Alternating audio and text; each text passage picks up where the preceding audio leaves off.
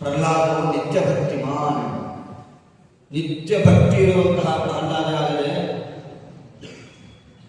ನಿನ್ನನ್ನು ಯಾರು ಸ್ಮರಣೆ ಮಾಡ್ತಾರಲ್ಲ, ನಿನ್ನನ್ನು ಮಾತ್ರ ಅಲ್ಲ, ನಿನ್ನನ್ನ ಮತ್ತೆ ನನ್ನನ್ನ ಯಾರು ಕಲಿಯುಗದ ಜನರು ಯಾವಾಗ ನನ್ನ ಸ್ಮರಣೆ ಮಾಡ್ತಾರಲ್ಲ, ತ್ವಾಂಚ ಮಾಂಚ ಸ್ಮರನ್ ಕರ್ಮಬಂಧಾತ್ ವಿಮುಚ್ಯತೆ ಕಲವು ಮದ್ಭಕ್ತಾ ತ್ವಾಂ ಅನುವ್ರತಾಃ.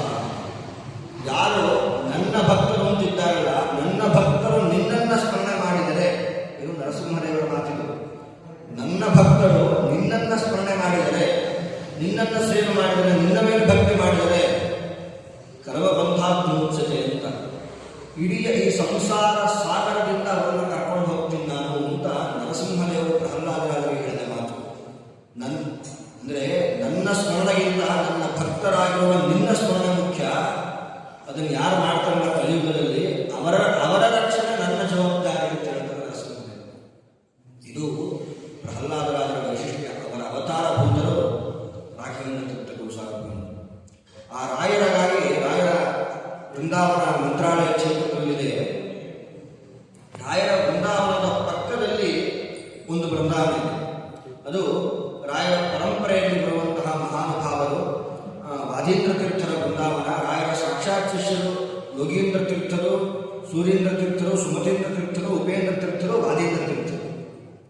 ಆ ವಾದೀಂದ್ರ ತೀರ್ಥರು ರಾಯರಲ್ಲಿ ಅಪಾರವಾಗಿರ್ತಕ್ಕಂತಹ ಭಕ್ತಿ ಗೌರವ ಇಟ್ಟುಕೊಂಡಂಥ ಮಹಾನುಭಾವರು.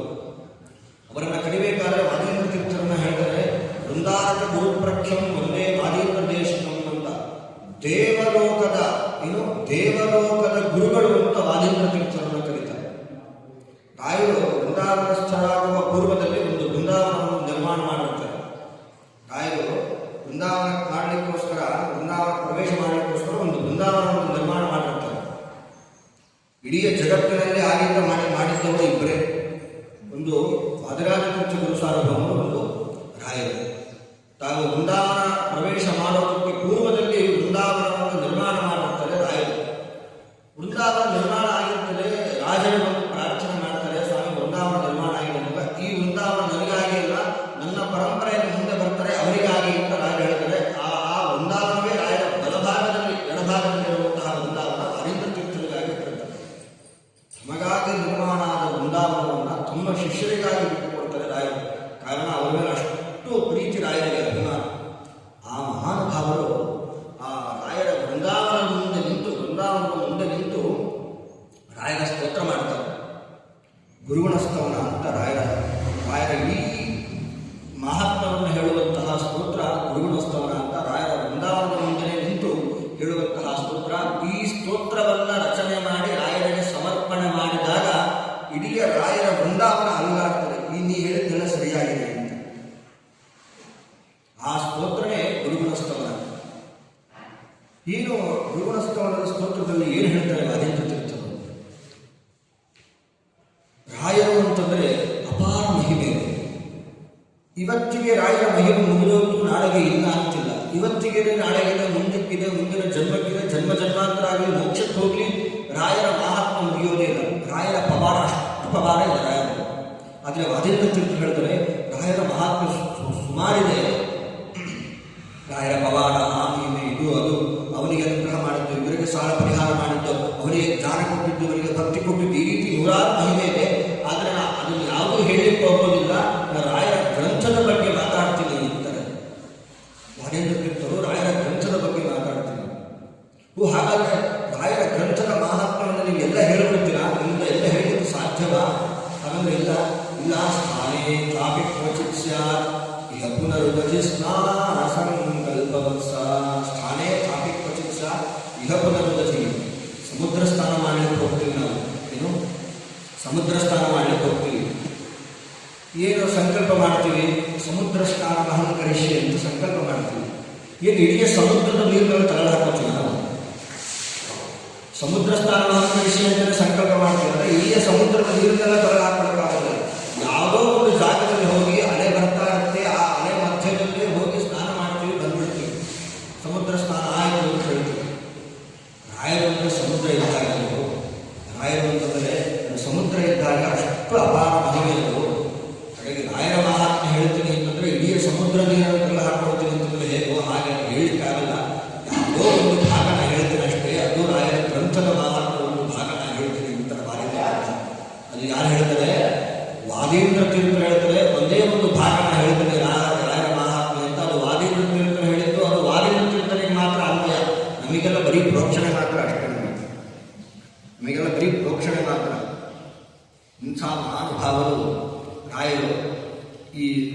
ಸ್ತವನದಲ್ಲಿ ಶುರು ಮಾಡಬೇಕಾದ್ರೆ ಮೊದಲಿಗೆ ಮೂಲರಾಮಚಂದ್ರ ದೇವರನ್ನು ಸ್ತೋತ್ರ ಮಾಡಿ ಆನಂತರ ಮಹಾಲಕ್ಷ್ಮೀ ದೇವರನ್ನು ಸ್ತೋತ್ರ ಮಾಡ್ತಾರೆ.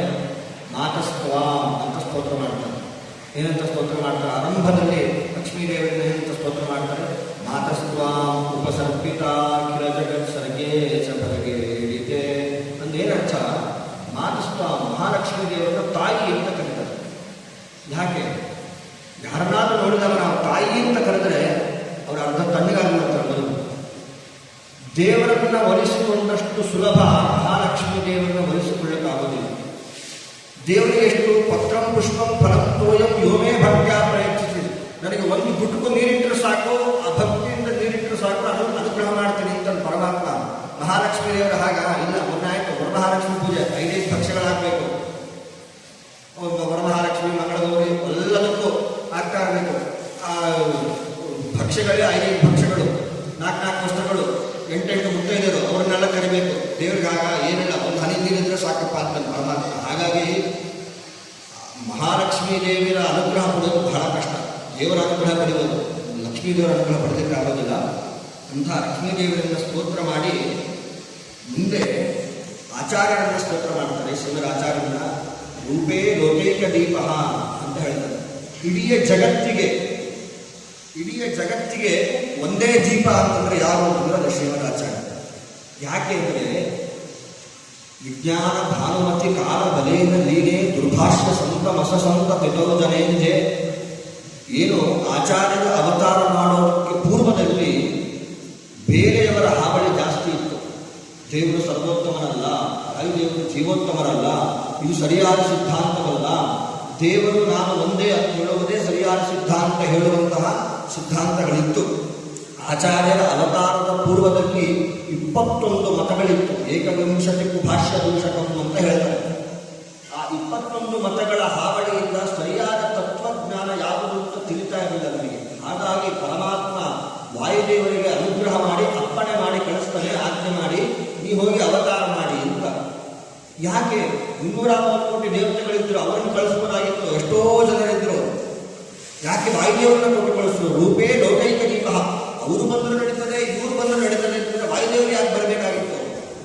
ಆ ಶ್ರೀಮದಾಚಾರ್ಯರ ಆ ಹರಿಸರ್ವೋತ್ತಮತ್ವ ಸಿದ್ಧಾಂತವನ್ನು ಸ್ಥಾಪನೆ ಮಾಡುವಂತಹ ಸಾಮರ್ಥ್ಯ ಇರುವವರು ಶ್ರೀಮದಾಚಾರ್ಯರು ಮಾತ್ರ ಅಂತ ನೋಡಿದ್ದವಾಗ ಆ ಕಾರಣಕ್ಕಾಗಿ ವಾಯುದೇವರಿಗೆ ಆಜ್ಞೆ ಮಾಡಿ ಬರ್ತಾರೆ. ಹಾಗಾಗಿ ಅವರ ರೂಪೇ ಲೋಕೈಕ ದೀಪ. ಇಡೀ ಜಗತ್ತಿಗೆ ಒಂದೇ ದೀಪ, ಸೂರ್ಯ ಇದ್ದಾಗೆ ಶ್ರೀಮದಾಚಾರ್ಯರು ಅಂತ ಅವರನ್ನು ಕೊಂಡಾಡ್ತಾರೆ. ನಂತರ ಬಂದ ಮಹಾನುಭಾವರು ಟೀಕಾಕೃತ್ಪಾದವನ್ನು ಸ್ತೋತ್ರ ಮಾಡಬೇಕಾದ್ರೆ ವಿಜ್ಞಾನೋ ತರ್ಕ ಪ್ರತಿಪದ ಮಧುರೋ ದಾನ ಸಂದರ್ಭ ಗರ್ಭ ಅಂತ ಹೇಳ್ತಾ ಜೀಯಾ ಕಣ್ಣೀರ ಗಿರಿಯ ತ್ರಿಭುವನ ವಿದಿತಾ ಆಶ್ಚರ್ಯ ಚರಿಯೋ ಜಯಾಲಯ. ಟೀಕಾಕೃತ್ಪಾದರು ಜಯತೀರ್ಥರು ಅಂತಂದರೆ ಅದೊಂದು ಆಶ್ಚರ್ಯ ಅಂತ ಹೇಳ್ತಾರೆ. ಯಾಕೆಂದ್ರೆ ಅವರು ಇಡೀ ಜನ್ಮ ಬದುಕಿದ್ದೆಷ್ಟು ಅಂದರೆ 32 ವರ್ಷ ಬದುಕಿದ್ರು. ಆ ಮಹಾನುಭಾವರು ಬದುಕಿದ್ದೆಷ್ಟು ಅಂದರೆ 32 ದಿವಸ ಅವರು ಬದುಕಿದ್ರು ಟೀಕಾಕೃತ್ಪಾದರು. ಆದರೆ ಎಂಥ ಕಾರ್ಯ ಮಾಡಿದವರು, ಇನ್ನೊಬ್ಬರು ಆಕ್ಷೇಪ ಮಾಡಲಿಕ್ಕೆ ಸಾಧ್ಯವಿಲ್ಲದಂತಹ ಟೀಕಾ ಗ್ರಂಥವನ್ನು ಬರೆದ ಮಹಾನುಭಾವರು ಟೀಕಾಕೃತ್ಪಾದರು. ಅದಕ್ಕೆ ಅವರನ್ನು ಕರಿಬೇಕಾರೆ ಅಂತ ಕರೀತಾರೆ ಆಶ್ಚರ್ಯ ಚರಿಯೋ ಜಯಾಲಯ ಅಂತ ಹೇಳ್ತಾ ಮುಂದೆ ಉಪಧೇಂದ್ರ ತೀರ್ಥರನ್ನು ಸ್ತೋತ್ರ ಮಾಡ್ತಾರೆ. ರಾಯರಿಗೆ ಪೂರ್ವದಲ್ಲಿ ಬಂದ ಮಹಾನುಭಾವರು ಉಪಧೇಂದ್ರ ತೀರ್ಥರು. ಎಂಥ ವಾಗ್ವೈಭವ ಅಂತಂದರೆ ಉಪಧೇಂದ್ರ ತೀರ್ಥರದ್ದು ಆ ಕೇರಳ ತಥಾ ಸೇತು ಮಾಗಂ ಗಂಚಾಹಿಮಾಲಯ ನಿರಾಕೃತ ದ್ವೈತಶೈವಂ ಉಪಧೇಂದ್ರ ಗುರು ಭಜೆ ಅಂತ ಕೇರಳದಿಂದ ಶುರು ಮಾಡಿ, ಕೇರಳ ಪ್ರಾಂತ್ಯದಿಂದ ಶುರು ಮಾಡಿ ಆ ಕೇರಳ ತಥಾ ಸೇತು ರಾಮಸೇತುವಿನ ತನಕ, ರಾಮೇಶ್ವರದ ತನಕ, ಆಗಂ ಗಂಚಾ ಹಿಮಾಲಯ ಗಂಗಾ ನದಿಯ ತೀರದಿಂದ ಶುರು ಮಾಡಿ ಹಿಮಾಲಯದ ತನಕ ಇಡೀ ಮಧ್ಯರು ಇರುವಂತಹ ಎಲ್ಲ ಮತವನ್ನ ನಿರಾಕರಣೆ ಮಾಡಿ ಆಚಾರ್ಯರ ಸಿದ್ಧಾಂತವನ್ನು ಸ್ಥಾಪನೆ ಮಾಡಿದ ಮಹಾನುಭಾವರು ಉಪಧೇಂದ್ರ ತೀರ್ಥರು. ಅಷ್ಟು ಮಾತ್ರವಲ್ಲ, ಉಪಧೇಂದ್ರ ತೀರ್ಥರನ್ನು ಹೇಳಬೇಕಾದ್ರೆ ಮತ್ತೊಬ್ಬ ಪದ್ಮನಾಭ ತೀರ್ಥರು ಅಂತ ಕರೀತಾರೆ. ಇಂತಹ ಮಹಾನುಭಾವರು ಅವರನ್ನ ಮುಂದೆ ಸ್ತೋತ್ರ ಮಾಡ್ತಾ ನಂತರ ರಾಯರ ಗುರುಗಳು ಸುಧೀಂದ್ರ ತೀರ್ಥರನ್ನ ಸ್ತೋತ್ರ ಮಾಡ್ತಾರೆ. ಕರ್ನಾಟಕ ಕ್ಷೋಣಿಪಾಲ ಪ್ರತಿಪದ ರಚಿತ ಅನೇಕ ರತ್ನಾಭಿಷೇಕ. ಕರ್ನಾಟಕದ ರಾಜ ಸುಧೀಂದ್ರ ತೀರ್ಥರನ್ನ ಸ್ತೋತ್ರ ಮಾಡ್ತಾರಂತೆ. ಎಂಥ ಮಹಾನುಭಾವ ಸುಧೀಂದ್ರ ತೀರ್ಥರು ಅಂತಂದ್ರೆ ಕುಶಾಗ್ರ ಮಕರೇ ಭಾನುದ್ಯುತಯೇ ವಾದಿಭೀತನೆ ಅಂತ. ಆ ಸುಧೀಂದ್ರ ತೀರ್ಥರು ಬಂದರು ಅಂತಂದ್ರೆ ವಾದಿಗಳಿಗೆ ಭಯ ಆಗ್ತಾ ಇದ್ದಂತೆ, ಪ್ರತಿವಾದಿಗಳಿಗೆ. ಅಂಥ ಮಹಾನುಭಾವರು ಕರ್ನಾಟಕದ ರಾಜ್ಯದ ಸಿಂಹಾಸನಕ್ಕೆ ಬರ್ತಾ ಇದ್ದಾರೆ, ರಾಜ್ಯಕ್ಕೆ ಬರ್ತಾ ಇದ್ದಾರೆ ಅಂತಂದ್ರೆ ಒಂದೊಂದು ಹೆಜ್ಜೆಗೂ ಸುಧೀಂದ್ರ ತೀರ್ಥರು ಬರ್ತಾ ಇದ್ದಾರೆ ಅಂತಂದ್ರೆ ಒಂದೊಂದು ಹೆಜ್ಜೆಗೂ ರತ್ನಾಭಿಷೇಕ ಮಾಡ್ತಾ ಇದ್ದಂತೆ. ಒಂದು ಹೆಜ್ಜೆ ಇಟ್ಟಂದ್ರೆ ರತ್ನಾಭಿಷೇಕ, ಒಂದು ಹೆಜ್ಜೆ ಇಟ್ಟಂದ್ರೆ ರತ್ನಾಭಿಷೇಕ. ಹೀಗೆ ಅವರಿಗೆ ಗೌರವ ಮಾಡ್ತಾ ಇದ್ದ. ಅಷ್ಟು ಮಾತ್ರ ಇಲ್ಲ, ಅದು ಒಂದು ಅರ್ಥ ಆಯ್ತು ಅಂದ್ರೆ ಪ್ರತಿ ಪದ, ಅವರ ಬಾಯಿಂದ ಬರುವ ಪ್ರತಿ ಪದವೂ ರತ್ನಾಭಿಷೇಕ ಅಂತ ರಾಯರ ಗುರುಗಳು ಸುಧೀಂದ್ರ ತೀರ್ಥರು. ಅನಂತರ ಬಂದ ಮಹಾನುಭಾವರು ರಾಯರು ಇವತ್ತಿನ ಆರಾಧನಾ ನಾಯಕರಾಗಿರ್ತಕ್ಕಂತಹ ರಾಘವೇಂದ್ರ ತೀರ್ಥ ಗುರುಸಾರ್ವಭೌಮರು ರಾಯರನ್ನ ಕುರಿತು ಹೇಳಬೇಕಾದ್ರೆ ಅವರನ್ನ ಬರೀ ರಾಯರನ್ನ ಕರಿಬೇಡಿ ಅಂತ ವಾರೇಂದ್ರ ತೀರ್ಥರು. ಅವರು ಬರೀ ರಾಯರಲ್ಲಪ್ಪ, ಧೀರಶ್ರೀ ರಾಘವೇಂದ್ರಂ, ಧೀರರು ಅಂತ ಕರೀತಾರೆ. ಧೀರ ಅಂದ್ರೆ ಏನು ಅಂತಂದ್ರೆ ಧೀ ಅಂತಂದ್ರೆ ಜ್ಞಾನ, ರಾ ಅಂತಂದ್ರೆ ಆನಂದ, ರಮತೆ ಇತಿ ರಹ, ರಾ ಅಂತಂದ್ರೆ ಜ್ಞಾನ. ನಾವು ಊಟ ಮಾಡಿದ್ರೆ ನಮಗೆ ಸಂತೋಷ ಆಗುತ್ತೆ, ಮೊಬೈಲ್ ರೀಲ್ಸ್ಗಳು ನೋಡಿದ್ರೆ ನಮಗೆ ಸಂತೋಷ ಆಗುತ್ತೆ, ಸುಮ್ಮನೆ ಕೂತಿದ್ರೆ ಸಂತೋಷ ಆಗುತ್ತೆ, ತಿಂದು ಹೆಬ್ಬ ಮಾಡ್ಕೊಂಡ್ರೆ ನಮಗೆ ಸಂತೋಷ ಆಗುತ್ತೆ. ರಾಯರು ಹೇಗೆ ಬರುತ್ತೆ ಸಂತೋಷ? ಧೀರಶ್ರೀ ರಾಘವೇಂದ್ರಂ. ಧೀ ಅಂದ್ರೆ ಜ್ಞಾನದಿಂದ ಆನಂದ ಪಡುವವರು ಅಂತ.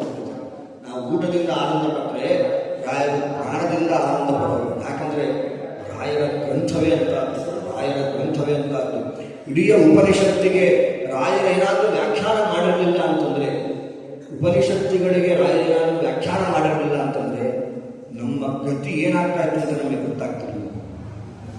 ಪ್ರತಿಯೊಂದು ಕಡೆ ಸಂಶಯ ಬಂದಾಗ ಇಲ್ಲೇನಪ್ಪ ಅರ್ಥ, ಇಲ್ಲೇನು ಅರ್ಥ, ಇದಕ್ಕೇನರ್ಥ, ಈ ಉಪನಿಷತ್ತು ಈ ವಾಕ್ಯಕ್ಕೆ ಏನರ್ಥ ಅಂತ ನೋಡ್ತಾ ಇದ್ದಾಗ ರಾಯರು ನಿಲ್ಲಿ ನಾನಿದ್ದೀನಿ ಅಂತ ರಾಯರು, ನಾನಿದ್ದೀನಪ್ಪ ಚಿಂತೆ ಮಾಡಬೇಡಿ ಅಂತ ರಾಯರು.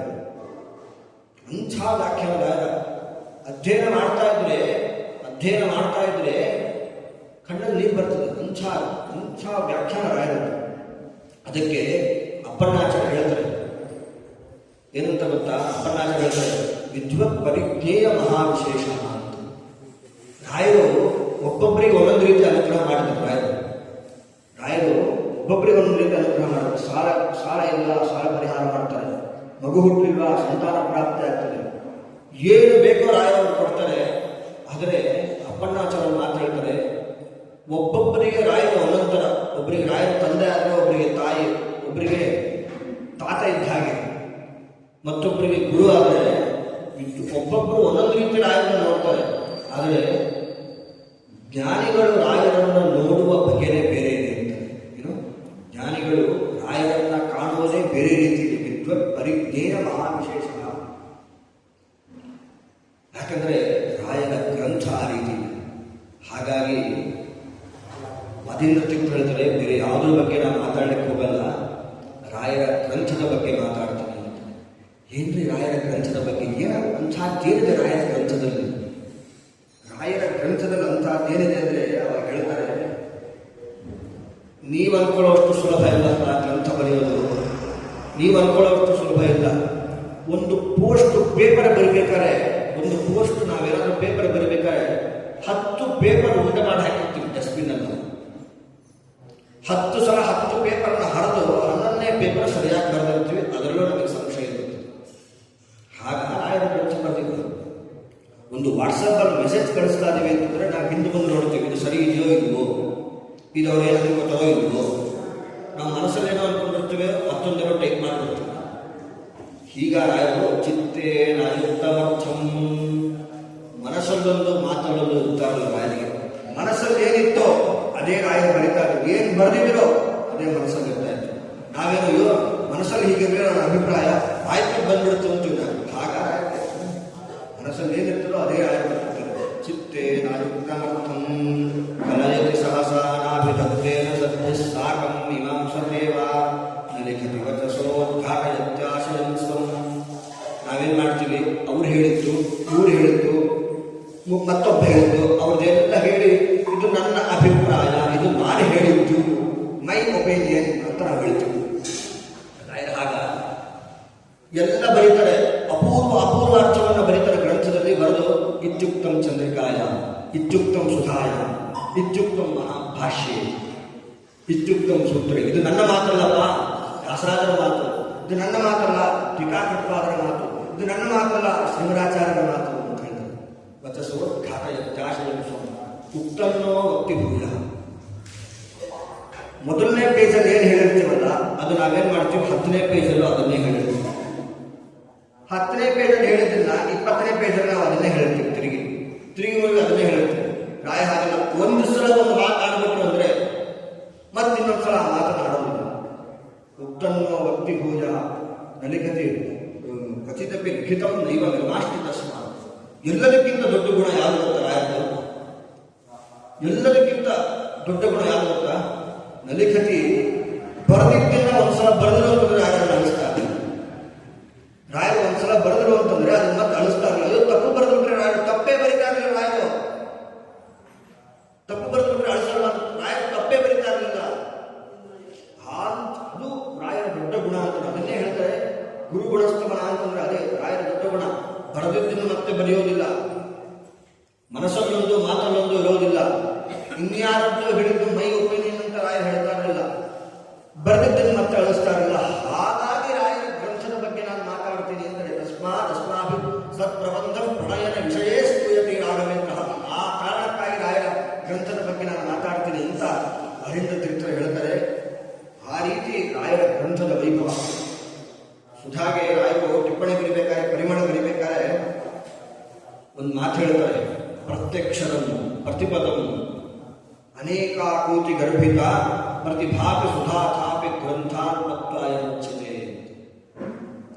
ಸುಧಾಗೆ ರಾಯರು ಪರಿಮಳ ಗ್ರಂಥ ವ್ಯಾಖ್ಯಾನ ಬರಿತಾ ಇರ್ತಾರೆ. ಟಿಪ್ಪಣಿ ಬರಿತಾ ಒಂದು ಮಾತು ಹೇಳ್ತಾರೆ. ಪ್ರತಿ ಅಕ್ಷರ ಪ್ರತಿ ಪದ ಅನೇಕ ಅರ್ಥ ಇದೆ. ಅದಕ್ಕೆ ಶ್ರೀ ನ್ಯಾಯಸುಧಾ ಗ್ರಂಥಕ್ಕೆ ಅನೇಕ ಅರ್ಥ ಇದೆ. ನಂಗೆ ಅದೆಲ್ಲ ಹೊಳಿತಾ ಇದೆ. ಅದನ್ನೆಲ್ಲ ಬರಿತಾ ಕೂತ್ರೆ ಸುಧಾಗಿಂತ ದೊಡ್ಡ ಗ್ರಂಥ ಆಗ್ಬಿಡುತ್ತೆ ನನ್ನ ಗ್ರಂಥ, ಪರಿಮಳ ಗ್ರಂಥ. ಹಾಗಾಗಿ ನಾನು ಬರೆಯೋದಿಲ್ಲ. ಒಂದೊಂದು ಅಕ್ಷರಕ್ಕೂ 100 ಅರ್ಥ ಗೊತ್ತಾಗ್ತದೆ. ನಮಗೆ ನೋಡ್ತಾ ಇದ್ರೆ ಇರೋ ಅರ್ಥನೇ ಗೊತ್ತಾಗಲ್ಲ. ಕನ್ನಡದಲ್ಲಿ ಬರೆದಿದ್ರೆ ಕನ್ನಡವೇ ನಮ್ಗೆ ಸರಿ ಅರ್ಥ ಆಗೋದಿಲ್ಲ. ಎಲ್ಲಿಗೆ ಅನ್ವಯ ಆಗ್ತಾನೆ ಈ ವಾಕ್ಯ, ಎಲ್ಲಿ ಮುಗಿತಾ ಇದೆ, ಎಲ್ಲಿ ಶುರುವಾಗಿದೆ ಅನ್ನೋದು ಗೊತ್ತಾಗಲ್ಲ. ಕಥೆ ಕಾದಂಬರಿಗಳು ಕೂಡ ನಮಗೆ ಅರ್ಥ ಆಗೋದಿಲ್ಲ. ಗ್ರಂಥಗಳು ದೂರ ಉಳಿತು, ದಾಸರ ಪದಗಳು ದೂರ ಉಳಿತು. ಕಾದಂಬರಿ ಕಥೆಗಳು ಗೊತ್ತಿದ್ರೆ ನಮ್ಗೆ ಅರ್ಥವಾಗೋದಿಲ್ಲ. ದಾಸರ ಪದ ಅಷ್ಟು ಸುಲಭ ಅಲ್ಲ, ಮತ್ತೆ ಅದೇ ಅಷ್ಟು ಸುಲಭ ಇಲ್ಲ. ಅಂಥದ್ದು ರಾಯರಿಗೆ ಸುಧಾ ಗ್ರಂಥ ನೋಡ್ತಾ ಇದ್ರೆ 100 ಅರ್ಥ ಹೊಡಿತಾ ಇದೆ ರಾಯರಿಗೆ. ಯಾವುದನ್ನ ಬರೀತಾರೆ ರಾಯರು? ಮನುಷ್ಯ ನಮಗೇನು ಅರ್ಥ ಆಗ್ತಾರೆ ಒಂದು ಬರಬಹುದು ಅನುಭವ. ಅಂದರೆ ಟೀಕಾಕೃತ್ಪಾದರ ಅನುಗ್ರಹ ರಾಯರಿಗೆ ಎಷ್ಟಿತ್ತು ನೋಡ್ಕೊಳ್ಳಿ. 100 ಅರ್ಥ ರಾಯರಿಗೆ ಹೊಡಿಬೇಕಾದ್ರೆ ಎಂಥ ಜ್ಞಾನ ಇತ್ತು ರಾಯರಿಗೆ. ಅದು ರಾಯರ ಗ್ರಂಥದ ವೈಭವ. ಯಾಕೆ ಅಂತ ರಾಯರಿಗೆ ಅಷ್ಟು ಜ್ಞಾನ ಹೇಗೆ ಬಂತು ಅಂದರೆ, ನಮಗೇನು ರಾಯರ ಅನುಗ್ರಹ ಮಾಡ್ತಾರಲ್ಲ, ರಾಯರನ್ನು ನಾವು ಯಾಕೆ ಯೂಸ್ ಮಾಡ್ಕೋತೀವಿ ಗೊತ್ತಾ? ಯಾವ ಕಾರಣಕ್ಕೆ ಯೂಸ್ ಮಾಡ್ಕೋತೀವಿ ಗೊತ್ತಾ? ನಾವು ಎಂಥ ಚೀಪ್ ಅಂದ್ರೆ, ನಾವು ಗಾಡಿ ಕೆಟ್ಟೋಯ್ತು ಅಂದರೆ ರಾಯರ ಅಂತ ಮಾಡ್ತೀವಿ. ಗಾಡಿ ಮೋಕ್ಷ ಕೊಡೋ ಗುರುಗಳನ್ನ ಗಾಡಿ ಆನ್ ಮಾಡ್ಕೊಡೋದು ನಾವು ಇಟ್ಕೊಂಡಿರ್ತೀವಿ. ಮೋಕ್ಷ ಕೊಡೋ ಗುರುಗಳನ್ನ ತಿನ್ನೋ ಅನ್ನಕ್ಕಾಗಿ ಇಟ್ಕೊಂಡಿದ್ದೀವಿ. ಮೋಕ್ಷ ಕೊಡೋ ಗುರುಗಳನ್ನ ಟಿವಿ ಆಫ್ ಆಗೋದ್ರೆ ಅವ್ರನ್ನ ಪ್ರಾರ್ಥನೆ ಮಾಡ್ತೀವಿ. ಮೋಕ್ಷ ಕೊಡೋ ಗುರುಗಳನ್ನ ಕರೆಕ್ಟ್ ಬರಲಿ ಪ್ರಾರ್ಥನೆ ಮಾಡ್ತೀವಿ. ರಾಯ ಹೇಳ್ತಾರೆ, ಇಲ್ಲ ಅಲ್ಲಯ್ಯ, ನಾನು ಬಂದಿದ್ದು ಯಾಕೆ ಹೇಳು? ನೈತಾನ್ ವಿಹಾರ ಕೃಪಣಾನ್ ವಿಮುಮುಕ್ಷ ಏಕಃ ಅಂತಾರೆ ಪ್ರಹ್ಲಾದರಾದರು. ನರಸಿಂಹದೇವರು ಬಾ ನನಗೆ ಮೋಕ್ಷ ಕೊಡ್ತೀನಿ, ಏನು ಕೇಳ್ತೀನಿ ನಾನು ಕೊಡ್ತೀನಿ, ಮೋಕ್ಷ ಬಾ ಅಂತ ನರಸಿಂಹದೇವರು ಕೇಳಿದ್ರೆ, ನನ್ನ ಭಕ್ತರನ್ನ ಬಿಟ್ಟು ನಾನು ಬರೋದಿಲ್ಲ ಸ್ವಾಮಿ ಅಂತ ರಾಯರಾಗಿ ಬಂದ ಮಹಾನುಭಾವರನ್ನು, ವ್ಯಾಸರಾಜರಾಗಿ ಅವತಾರ ಮಾಡುವಂಥ ಮಹಾನುಭಾವರನ್ನು ನಾವು ಈ ಚೀಪು ಕಾರಣಕ್ಕಾಗಿ ನಾವು ಉಪಯೋಗ ಮಾಡ್ಕೊತಾ ಇದ್ದೀವಿ. ಅಂಥ ನೀಚರು ನಾವು. ಮತ್ತು ಮಾಡೋದಿಲ್ಲ ಅಂತಲ್ಲ ರಾಯರ ಕಾರಣ. ಕರೆಂಟ್ ಬರಲಿಲ್ಲ, ಕರೆಂಟ್ ಕೊಡಿಸ್ತಾರೆ. ಗಾಡಿ ಆನ್ ಆಗಿಲ್ಲ, ಎಲ್ಲೋ ಕಾಡಲ್ಲಿ ಇರ್ತೀವಿ, ಗಾಡಿ ಆಫ್ ಆಗೋಗಿರ್ತದೆ, ಆನ್ ಮಾಡಿಸ್ತಾರೆ ರಾಯರು. ಮೋಕ್ಷ ಕೊಡೋ ಗುರುಗಳನ್ನ ಯಾಕಾತಕ್ಕೂ ಉಪಯೋಗ ಮಾಡ್ಕೊತಾ ಇದ್ದಾರೆ. ಯಾಕಂದರೆ ರಾಯರಲ್ಲಿ ಪ್ರಾರ್ಥನೆ ಮಾಡಬೇಕು ನಾವು, ಸ್ವಾಮಿ ನಮಗೆ ಜಾಸ್ತಿ ಬೇಡ ಸ್ವಾಮಿ, ನಮಗೆ ಜಾಸ್ತಿ ಬೇಡ. ದುರ್ವಾದಿ ಧ್ವಾಂತರವೇ ವೈಷ್ಣವೇಂದಿ ವರೇಂದ್ರವೇ ಶ್ರೀರಾಘವೇಂದ್ರ ಗುರವೇ ನಮೋತ್ಯಂತದ ಯಾರವೇ. ಈ ಶ್ಲೋಕದ ಸರಿಯಾದ ಅರ್ಥ ನಮಗೆ ತಿಳಿಸ್ಕೊಟ್ಬಿಡಿ ಸ್ವಾಮಿ, ಸಾಕು ನಮಗೆ. ರಾ ಅಂತಂದ್ರೆ ರಾಘವೇಂದ್ರ, ಆ ಶಬ್ದ ಅರ್ಥ ನಮಗೆ ತಿಳಿಸ್ಕೊಟ್ಬಿಟ್ರೆ ಸಾಕು ಸ್ವಾಮಿ. ಯಾವುದಾದಕ್ಕೂ ನಾವು ರಾಯರನ್ನು ಉಪಯೋಗ ಮಾಡ್ಕೊಳ್ತೀವಿ. ರಾಯರು ನೋಡ್ರಿ ಇಂಥ ಅದ್ಭುತವಾಗಿ ಗ್ರಂಥಗಳನ್ನು ಬರೆದಿಟ್ಟು ಹೋಗಿದ್ದಾರೆ.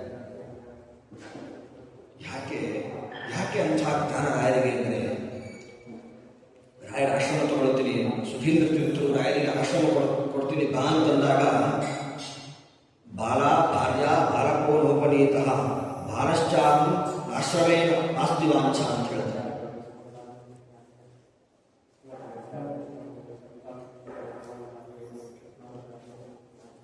ರಾಯರಿಗೆ ಆಶ್ರಮ ಕೊಡ್ತೀನಿ ಅಂತ ಸುಧೀಂದ್ರ ತೀರ್ಥರು ಕರೆದಾಗ ಬಾಲಾಭಾರ್ಯ ಹೆಂಡತಿ ತುಂಬ ಚಿಕ್ಕವಳಿದ್ದಾಳೆ, ಮಕ್ಕಳು ತುಂಬ ಚಿಕ್ಕವಳಿದ್ದಾರೆ, ಎಲ್ಲರ ಮೇಲೆ ನನಗೆ ಆಶ್ರಮದಲ್ಲಿ ನನಗೆ ಇಚ್ಛೆ ಇಲ್ಲ ಅಂತ ಹೇಳ್ತಾರೆ ರಾಯರು. ಇವತ್ತು ಬೇರೆ ಆಗೋಗಿದೆ. ರಾಯ ಹೇಳಿದ ಮಾತು ವೇದಾಂತ ಸಾಮ್ರಾಜ್ಯ ರಾಯರನ್ನು ಹುಡುಕಿಕೊಂಡು ಬರ್ತದೆ. ಆವಾಗ ಸರಸ್ವತಿ ದೇವಿಯರು ಬಂದು ರಾಯರಿಗೆ ಅನುಗ್ರಹ ಮಾಡುತ್ತಾರೆ. ಭಾರತೀ ದೇವಿ, ನೀನು ಆಶ್ರಮ ತಗೊಳ್ಳೇಬೇಕು, ನೀನು ಆಶ್ರಮ ತಗೊಳ್ಳೇಬೇಕು ಅಂತ ಸರಸ್ವತಿ ದೇವಿಯನ್ನು ಬಂದು ಆಜ್ಞೆ ಮಾಡಿ ಹೋಗ್ತಾರೆ.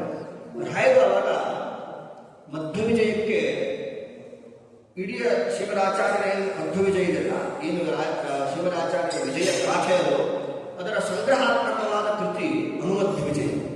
ಆ ಅನುಮಧ್ವ ವಿಜಯಕ್ಕೆ ರಾಯರು ಪೂರ್ವಾಶ್ರಮದಲ್ಲಿ ಇದ್ದಾಗ, ವೆಂಕಟನಾಥಾಚಾರ್ಯರಾಗಿದ್ದಾಗ ಅವರು ಹನುಮಧ್ವ ವಿಜಯಕ್ಕೆ ವ್ಯಾಖ್ಯಾನ ಬರೀತಾರೆ. ಅದ್ಭುತವಾದ ವ್ಯಾಖ್ಯಾನ. ಕೃತ ನಿಜ ವಿಜಯ ಸ್ಪರ್ಧರಾರ್ಥ ಪ್ರಕಾಶ ದೃಷ್ಟ ಸಂತುಷ್ಟ ಚೇತಾ ದಶಮತಿ ರಚಿರಾ ಅಭ್ಯಸಿಂಚಿತ್ ಪದೇಶ್ವೇ. ಹನುಮಧ್ವ ವಿಜಯಕ್ಕೆ ರಾಯರು ವ್ಯಾಖ್ಯಾನ ಮಾಡಿದ್ದು ನೋಡಿ ಶಿವರಾಚಾರ್ಯ ಹೇಳ್ತಾರೆ, ನೀವು ಎಲ್ಲೆಲ್ಲೋ ಇರೋ ಹಾಗಿಲ್ಲ, ನೀವು ನನ್ನ ಪೀಠನ ಬಿಟ್ಕೊಡ್ತೀನಿ ಅಂತ ರಾಯರು ವೇದಾಂತ ಸಾಮ್ರಾಜ್ಯಕ್ಕಾಗಿ ರಾಯರನ್ನ ಶಿವರಾಚಾರ್ಯ ಆಜ್ಞೆ ಮಾಡ್ತಾರೆ. ಆ ಹನುಮಧ್ವ ವಿಜಯದ ಅಪೂರ್ವವಾಗಿರ್ತಕ್ಕಂತಹ ರಾಯರ ವ್ಯಾಖ್ಯಾನವನ್ನು ಮಾಡಿದ್ದು ನೋಡಿ ಶಿವರಾಚಾರ್ಯರು ನನ್ನ ವೇದಾಂತ ಸಾಮ್ರಾಜ್ಯ ಪೀಠದಲ್ಲೇ ನೀವು ಕೊಡಬೇಕು, ಎಲ್ಲೂ ಹೋಗ ಹಾಗಿಲ್ಲ ಅಂತ ಶಿವರಾಚಾರ್ಯರೇ ಕರೀತಾರೆ ವೆಂಕಟನಾಥಾಚಾರ್ಯ. ಮತ್ತೆ ಏನು ರಾಯರೇನು ಸುಖವಾಗಿರಲಿಲ್ಲ ಪೂರ್ವಾಶ್ರಮದಲ್ಲಿ. ಚಿನ್ನೇ ವಸ್ತ್ರೆ ಭಿನ್ನ ಬಾಯಿಯ ಪಾತ್ರೆ ಅಂತ, ಉಟ್ಕೊಳ್ಳೋಕ್ಕೆ ಬಟ್ಟೆ ಇರೋದಿಲ್ಲ, ಹರದ ಬಟ್ಟೆ. ಇವತ್ತು ರಾಯರ ಹೆಸರಲ್ಲಿ ಪೀತಾಂಬರ, ನೂರಾರು ಮಠಗಳು, ನೂರಾರು ಜನ ರಾಯರ ಹೆಸರು ಮಾಡ್ತಾರೆ. ರಾಯರ ಬೃಂದಾವನಗಳಿಗೆ ಪೀತಾಂಬರ ಉಳಿಸ್ತಾರೆ. ರಾಯರು ಇದ್ದಿದ್ದು ಹೇಗೆ ಅಂತಂದ್ರೆ ಹರದ ಬಟ್ಟೆ ಉಟ್ಕೊಂಡಿದ್ರು ರಾಯರು. ಊಟಕ್ಕನ್ನ ಇದ್ದಾರೆ ರಾಯರಿಗೆ. ನಮ್ಗೆ ಇವತ್ತು ಮೊಬೈಲ್ ಇಲ್ಲ ಅಂತ ನಾವು ಅಳ್ತೀವಿ, ಇವ್ರು ಮೊಬೈಲ್ ಇಲ್ಲ ಅಂತ, ಮೊಬೈಲ್ ರೀಚಾರ್ಜ್ ಆಗಿಲ್ಲ ಅಂತ ಅಳ್ತೀವಿ ನಾವು. ರಾಯರಿಗೆ ಊಟ ಮಾಡ್ಲಿಕ್ಕೆ ಅನ್ನ ಇರ್ತಿರಲ್ಲ. ರಾಯರ ಮನೆಗೆ ದಿನ ಜಗಳ ಆಗೋದು. ಯಾರಿಗೆ ಗೊತ್ತಾ? ಕೃಷ್ಣಾಷ್ಟಮಿಗೂ ಏಕಾದಶಿಗೂ ಜಗಳ. ನಾನು ಬರ್ತೀನಿ ಅಂತ. ಏಕಾದಶಿಗೂ ಗೋಕುಲಾಷ್ಟಮಿಗೂ ಜಗಳ. ಅಂಥ ಉಪವಾಸ ರಾಯರಿಗೆ. ಒಂದು ವೇಳೆ ಅನ್ನ ಸಿಕ್ಕಿದ್ರು ನೆಲದ ಮೇಲೆ ಹಾಕಿ ಅನ್ನ ಹಾಕಿ ಅಭಿಷೇಕ ಮಾಡುವಷ್ಟರಲ್ಲಿ ಅನ್ನ ಹೋಗ್ಬಿಡ್ತಾ ಇತ್ತಂತೆ.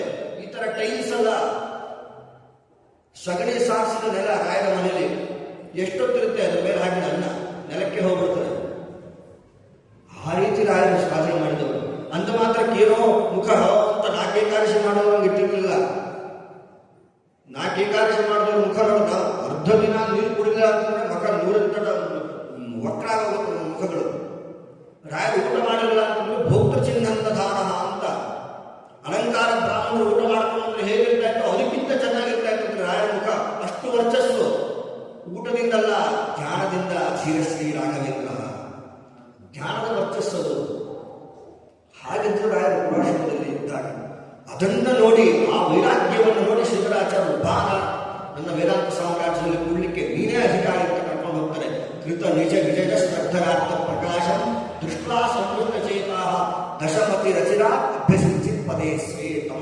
ತಮ್ಮ ಪೀಠದಲ್ಲಿ ಕೂರಿಸ್ತಾರೆ ಶಿವರಾಚಾರ್ಯ. ರಾಯರಿಗೆ ಹಾಗೆ ಆಶ್ರಮ ಆಗಿತ್ತು.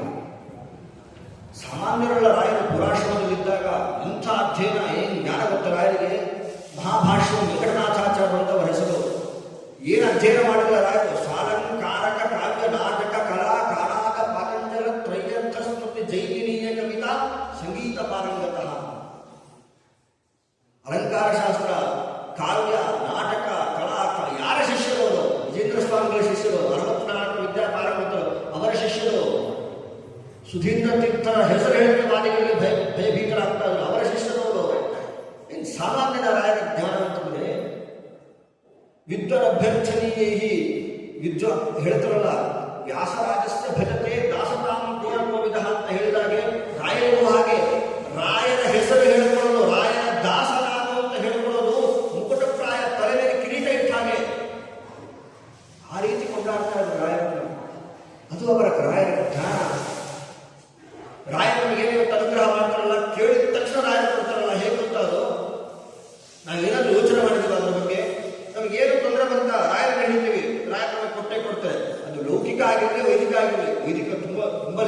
ಮಾಡ್ತಾರೆ. ಜ್ಞಾನ ಬೇಕು ಅಂತ ರಾಯರ ಹತ್ರ ಕೇಳಿದ್ರೆ ಅಷ್ಟು ಸುಲಭವಾಗಿ ಕೊಡೋದಿಲ್ಲ.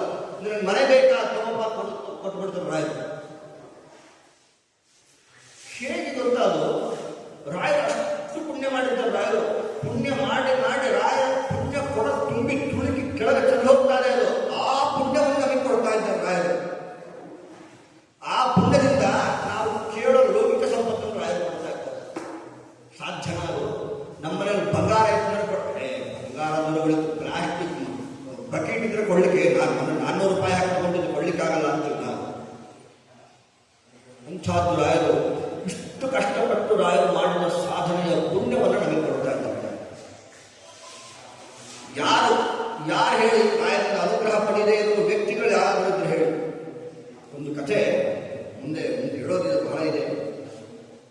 ರಾಯರ ಬೃಂದಾವನ ನೋಡಿದಾಗ ಚಿತ್ರಣ ಬರಬೇಕು ಯಾವತ್ತಿದ್ದು.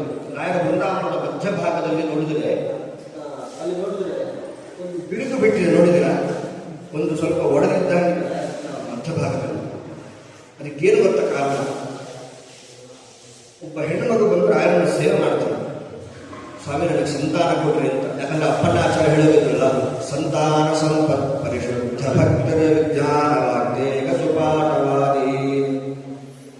ರಾಯರು ಇದನ್ನು ಕೊಡೋದಿಲ್ಲ ಅಂತ ಎಲ್ಲದನ್ನು ಕೊಡ್ತಾರೆ. ರಾಯರ ಹತ್ರ ಒಬ್ಬ ಮಹಿಳೆ ಬಂದು ಸೇವೆ ಮಾಡ್ತಾಳೆ. ಬಹಳ ಹಿಂದೆ ನಡೆದಿರೋ ಕಥೆ ಇದು. ಸೇವೆ 1 ತಿಂಗಳು ಸೇವೆ ಮಾಡ್ತಾಳೆ, 2 ತಿಂಗಳು, 3 ತಿಂಗಳು, 4 ತಿಂಗಳು, 5, 6, 7, 8, 9, 10 ತಿಂಗಳು ಸೇವೆ ಮಾಡ್ತಾರೆ. ತನಗೆ ಮುಂಚೆ ಬಂದವರೆಲ್ಲ ಸೇವೆ ಮಾಡ್ಕೊಂಡು ಹೋಗ್ಬಿಡ್ತಾರೆ, ಫಲ ಸಿಗುತ್ತೆ, ಹೋಗ್ಬಿಡ್ತಾರೆ. ತನಗೆ ಆದ್ಮೇಲೆ ಬಂದಿರೋರೆಲ್ಲ ಸೇವೆ ಮಾಡ್ಕೊಂಡು ಹೋಗ್ತಾರೆ, ಫಲ ಸಿಗ್ತಾರೆ. ಅವ್ರು ಏನು ಬೇಕೋ ಮನೋಭಿಷ್ಟ ಇರ್ತಾರೆ, ಅದು ಸಿಗುತ್ತೆ, ಹೋಗ್ತಾರೆ. ಈ ಮಹಿಳೆಗೆ ಮಾತ್ರ ಏನೂ ಸೂಚನೆ ಇರೋದಿಲ್ಲ. ರಾಯರ ಕನಸಲ್ಲೂ ಬರಲ್ಲ, ಇನ್ಯಾರ ಮುಖಾಂತರ ಹೇಳೋದಿಲ್ಲ. ಸೇವೆ ಮಾಡ್ತಾಳೆ. 1 ವರ್ಷ ಆಗೋಗ್ತಾ ಬಂದ್ಬಿಡುತ್ತೆ. ಕೋಪ ಬಂದ್ಬಿಡುತ್ತೆ ಅವ್ರಿಗೆ. ಏನು ಸ್ವಾಮಿ, ನನಗೆ ಆದ್ಮೇಲೆ ಬಂದವರೆಲ್ಲ ಸೇವೆ ಮಾಡ್ಕೊಂಡು ಹೋದ್ರು, ಅವರಿಗೆಲ್ಲ ನೀವು ಫಲ ಕೊಟ್ಟರೆ ನಾನೇನು ಮಾಡಿದೆ ತಪ್ಪು? ನಾನು ಸೇವೆ ಮಾಡೋದಲ್ಲ. ನಿಮ್ಮ ಹತ್ರ ಸೇವೆ ಮಾಡಿದ್ರೆ ನನಗೆ ಮಕ್ಕಳು ಹುಟ್ಟೋದೇ ಇಲ್ಲ ಅಂತ ಅನಿಸ್ತದೆ. ಮಕ್ಕಳಿಗೋಸ್ಕರ ನಾನು ಬಂದೆ, ಮಕ್ಕಳು ಹುಟ್ಟುತ್ತೆ ಅಂತ ಬಂದೆ. 10 ತಿಂಗಳಾಯ್ತು, ಏನೂ ಸೂಚನೆ ಕೊಟ್ಟಿಲ್ಲ. ಕಲ್ಲು ತಗೊಂಡು ರಾಯ ಬೃಂದಾವನ ಆ ಬಿರುಕು. ನಿಮ್ಮ ಹತ್ರ ಸೇವೆ ಮಾಡಿದ್ರೆ ನನಗೆ ಕಲ್ಲು ತಗೊಂಡು ಹೊರಗೆ ಕೊಡ್ತಾರೆ. ನಿಮ್ಮ ಹತ್ರ ಕೇಳೋದು ವೇಸ್ಟು ಹೋಗ್ಬಿಡ್ತಾರೆ. ಅದು ಹಾಗೆ ಸ್ವಲ್ಪ ತಿಂಗಳು ಮಗು ಹುಟ್ಟುತ್ತೊಳಗೆ ಮಕ್ಕಳಿಗೋಸ್ಕರ ಒಂದು ಸೇವೆ ಮಾಡೋದು. ಅದಾಗಿ 8, 10, 9 ತಿಂಗಳಾದ್ಮೇಲೆ ಮಗು ಹುಟ್ಟುತ್ತೆ. ಆ ಮಗು ಹುಟ್ಟುತ್ತಾನೆ ಸಾಯ್ತಾ ಹೋಗುತ್ತೆ. ಸುಂದರವಾಗಿರೋ ಮುಖ, ಸುಂದರವಾಗಿರೋ ಅವಯವಗಳು. ಮೊದಲೇ ಮಗು ಇನ್ನೂ ಚೆನ್ನಾಗಿದೆ, ಸುಂದರ ಅವಯವಗಳು. ಹುಟ್ಟುತ್ತಾನೆ ಮಗು ಸಾಯ್ತಾ ಹೋಗುತ್ತೆ. ಬಹಳ ಬೇಜಾರಾಗುತ್ತೆ ಅವಳಿಗೆ. ಏನಿದು ರಾಯರ ವಿಚಿತ್ರ ವ್ಯಾಪಾರ? ಮಗು ಸತ್ವಾಗಿದೆ, ಇನ್ನೇನು ಮಾಡೋದು? ಆ ಕಾರ್ಯ ಎಲ್ಲ ಮುಗಿದೋಗುತ್ತೆ. ರಾತ್ರಿ ರಾಯರ ಕನಸಲ್ಲಿ ಬರ್ತಾರೆ. ಆವಾಗ ರಾಯರ ಕನಸಲ್ಲಿ ಬರ್ಬೇಕು. ರಾಯರ ಕನಸಲ್ಲಿ ಬಂದಾಗ ಇವಳು ಕೇಳ್ತಾಳೆ, ಅಲ್ಲ ಸ್ವಾಮಿ, ನಾನು ಸೇವೆ ಮಾಡಿದೆ, ನಿಮ್ಮಲ್ಲಿ ಕಲ್ಲು ಹೊಡೆದೆ ಅಂತ ಅನ್ನೋ ಕಾರಣಕ್ಕೆ ನನ್ನ ಮಗುನ ಹುಟ್ಟಿಸ್ತಾರೆ ಅಂತಂದ್ರೆ ಸಂತೋಷ. ಮಗು ಹುಟ್ಟುತ್ತಾನೆ ಸಾಯ್ತಾ ಹುಟ್ಟಬೇಕಾ? ಈ ಥರ ಯಾಕೆ ಮಾಡಿದ್ರೆ ನೀವು? ರಾಯರು ಹೇಳ್ತಾರೆ ಮಾತೇನು ಗೊತ್ತಾ? ನೋಡಮ್ಮ, ನಿನ್ನ ಹಣೆ ಬಾರದಲ್ಲಿ ಈ ಜನ್ಮದಲ್ಲಿ ನಿನ್ನ ಮಗು ಅನ್ನೋದೇ ಇರಲಿಲ್ಲ. ನೀನು ವಂಧ್ಯ, ನೀನು ವಂಧ್ಯ, ಬಂಜೆ. ನೀನು ಈ ಜನ್ಮದಲ್ಲಿ ನಿನ್ನ ಮಗು ಅನ್ನೋದೇ ಇರಲಿಲ್ಲ. ಆದರೂ ನಿನ್ನ ಸೇವೆಗೆ ಮೆಚ್ಚಿ ನಿನ್ನ ಹಣೆಯ ಬಾರದಲ್ಲಿ ಇಲ್ಲದೇ ಇರುವಂತಹ ಮಗುವನ್ನು ಕೊಡಬೇಕು ಅಂತ ನಾನು ದೇವರ ಹತ್ರ ಅಪ್ಲಿಕೇಶನ್ ಹಾಕಿ ನಾನು ನಿನ್ನ ಮಗು ಕೊಟ್ಟೆ. ಹೇಗೆ ಗೊತ್ತೇ ಕೊಟ್ಟ ನಿನಗೆ? ಹೇಗೆ ಗೊತ್ತಾ ನನಗೆ ಕೊಟ್ಟೆ ಮಗುನ? ಒಂದು ಜೀವಕ್ಕೆ, ಮನುಷ್ಯರಂದ್ರೆ ಒಂದು ಜೀವಕ್ಕೆ 1 ತಿಂಗಳು ಸೇವೆ ಮಾಡ್ತಾ ಆ ಜೀವಕ್ಕೆ ಕಾಲು ಕೊಟ್ಟೆ, 1 ತಿಂಗಳು ಕೈ ಕೊಟ್ಟೆ, 1 ತಿಂಗಳು ಕಣ್ಣು ಕೊಟ್ಟೆ, 1 ತಿಂಗಳು ಮೂಗು ಕೊಟ್ಟೆ, 1 ತಿಂಗಳು ನಾಲಿಗೆ ಕೊಟ್ಟೆ, 1 ತಿಂಗಳು ಏನು ಕಿಡ್ನಿ ಕೊಡಬೇಕೋ ಎಲ್ಲ ಕೊಟ್ಟೆ. ಇನ್ನೊಂದು ತಿಂಗಳು ಸೇವೆ ಮಾಡಿದ್ರೆ ಮಗುಗೆ ನಾನು ಹಾರ್ಟ್ ಕೊಡ್ತಾ ಇದ್ದೆ, ಹೃದಯ ಕೊಡ್ತಾ ಇದ್ದೆ. ನನ್ನ ಮೇಲೆ ನಿಮ್ಮ ಕೈ ಕಲ್ಲು ಹೊಡೆದೋದೆ, ನಾನೇನು ಮಾಡಲಿಪ್ಪ ಅಂತ ಹೇಳ್ತಾರೆ. ಹಾಗೆ ಮಗು ಹುಟ್ಟುತ್ತಾ ಎಲ್ಲ ಇರ್ತದೆ, ಅವಯವಗಳೆಲ್ಲ ಇರ್ತದೆ, ಮಗು ಹೃದಯನೇ ಇರೋದಿಲ್ಲ. ಎಲ್ಲಿ ಬದುಕಬೇಕು ಮಗು? ನಾನೇನು ಮಾಡಲಿಪ್ಪ? ನಿನ್ನ ಹಣೆ ಬಾರದಲ್ಲಿ ಇಲ್ಲದೇ ಇದ್ದಿದ್ದು ನಾನು ಕೊಟ್ಟೆ. ರಾಯರ ಹತ್ರ ಸೇವೆ ಮಾಡಿದ್ರೆ ಇದು ಇಲ್ಲ ಅಂತಿಲ್ಲ. ಒಂದೇಳಾಗಿದ್ರು ಸಹಿತ ಮಕ್ಕಳಾಗ್ತಾರೆ. ನಾನೇನು ಮಾಡಲಿಲ್ಲ, ನನ್ನ ತಪ್ಪಲ್ಲ ಅದು. ನೀನು ನನ್ನ ಮೇಲೆ ಕಲ್ಲು ಹೊಡೆದೋಗ್ಬಿಟ್ರೆ ಏನು ಸಿಗಲ್ಲ ಅಂತಿದ್ರು ಸಹಿತ ರಾಯರು ನನ್ನ ಹಣೆಗಾರದಲ್ಲಿ ಇಲ್ಲದಿದ್ದರೂ ಸಹಿತ ಕೊಡ್ತಾರೆ.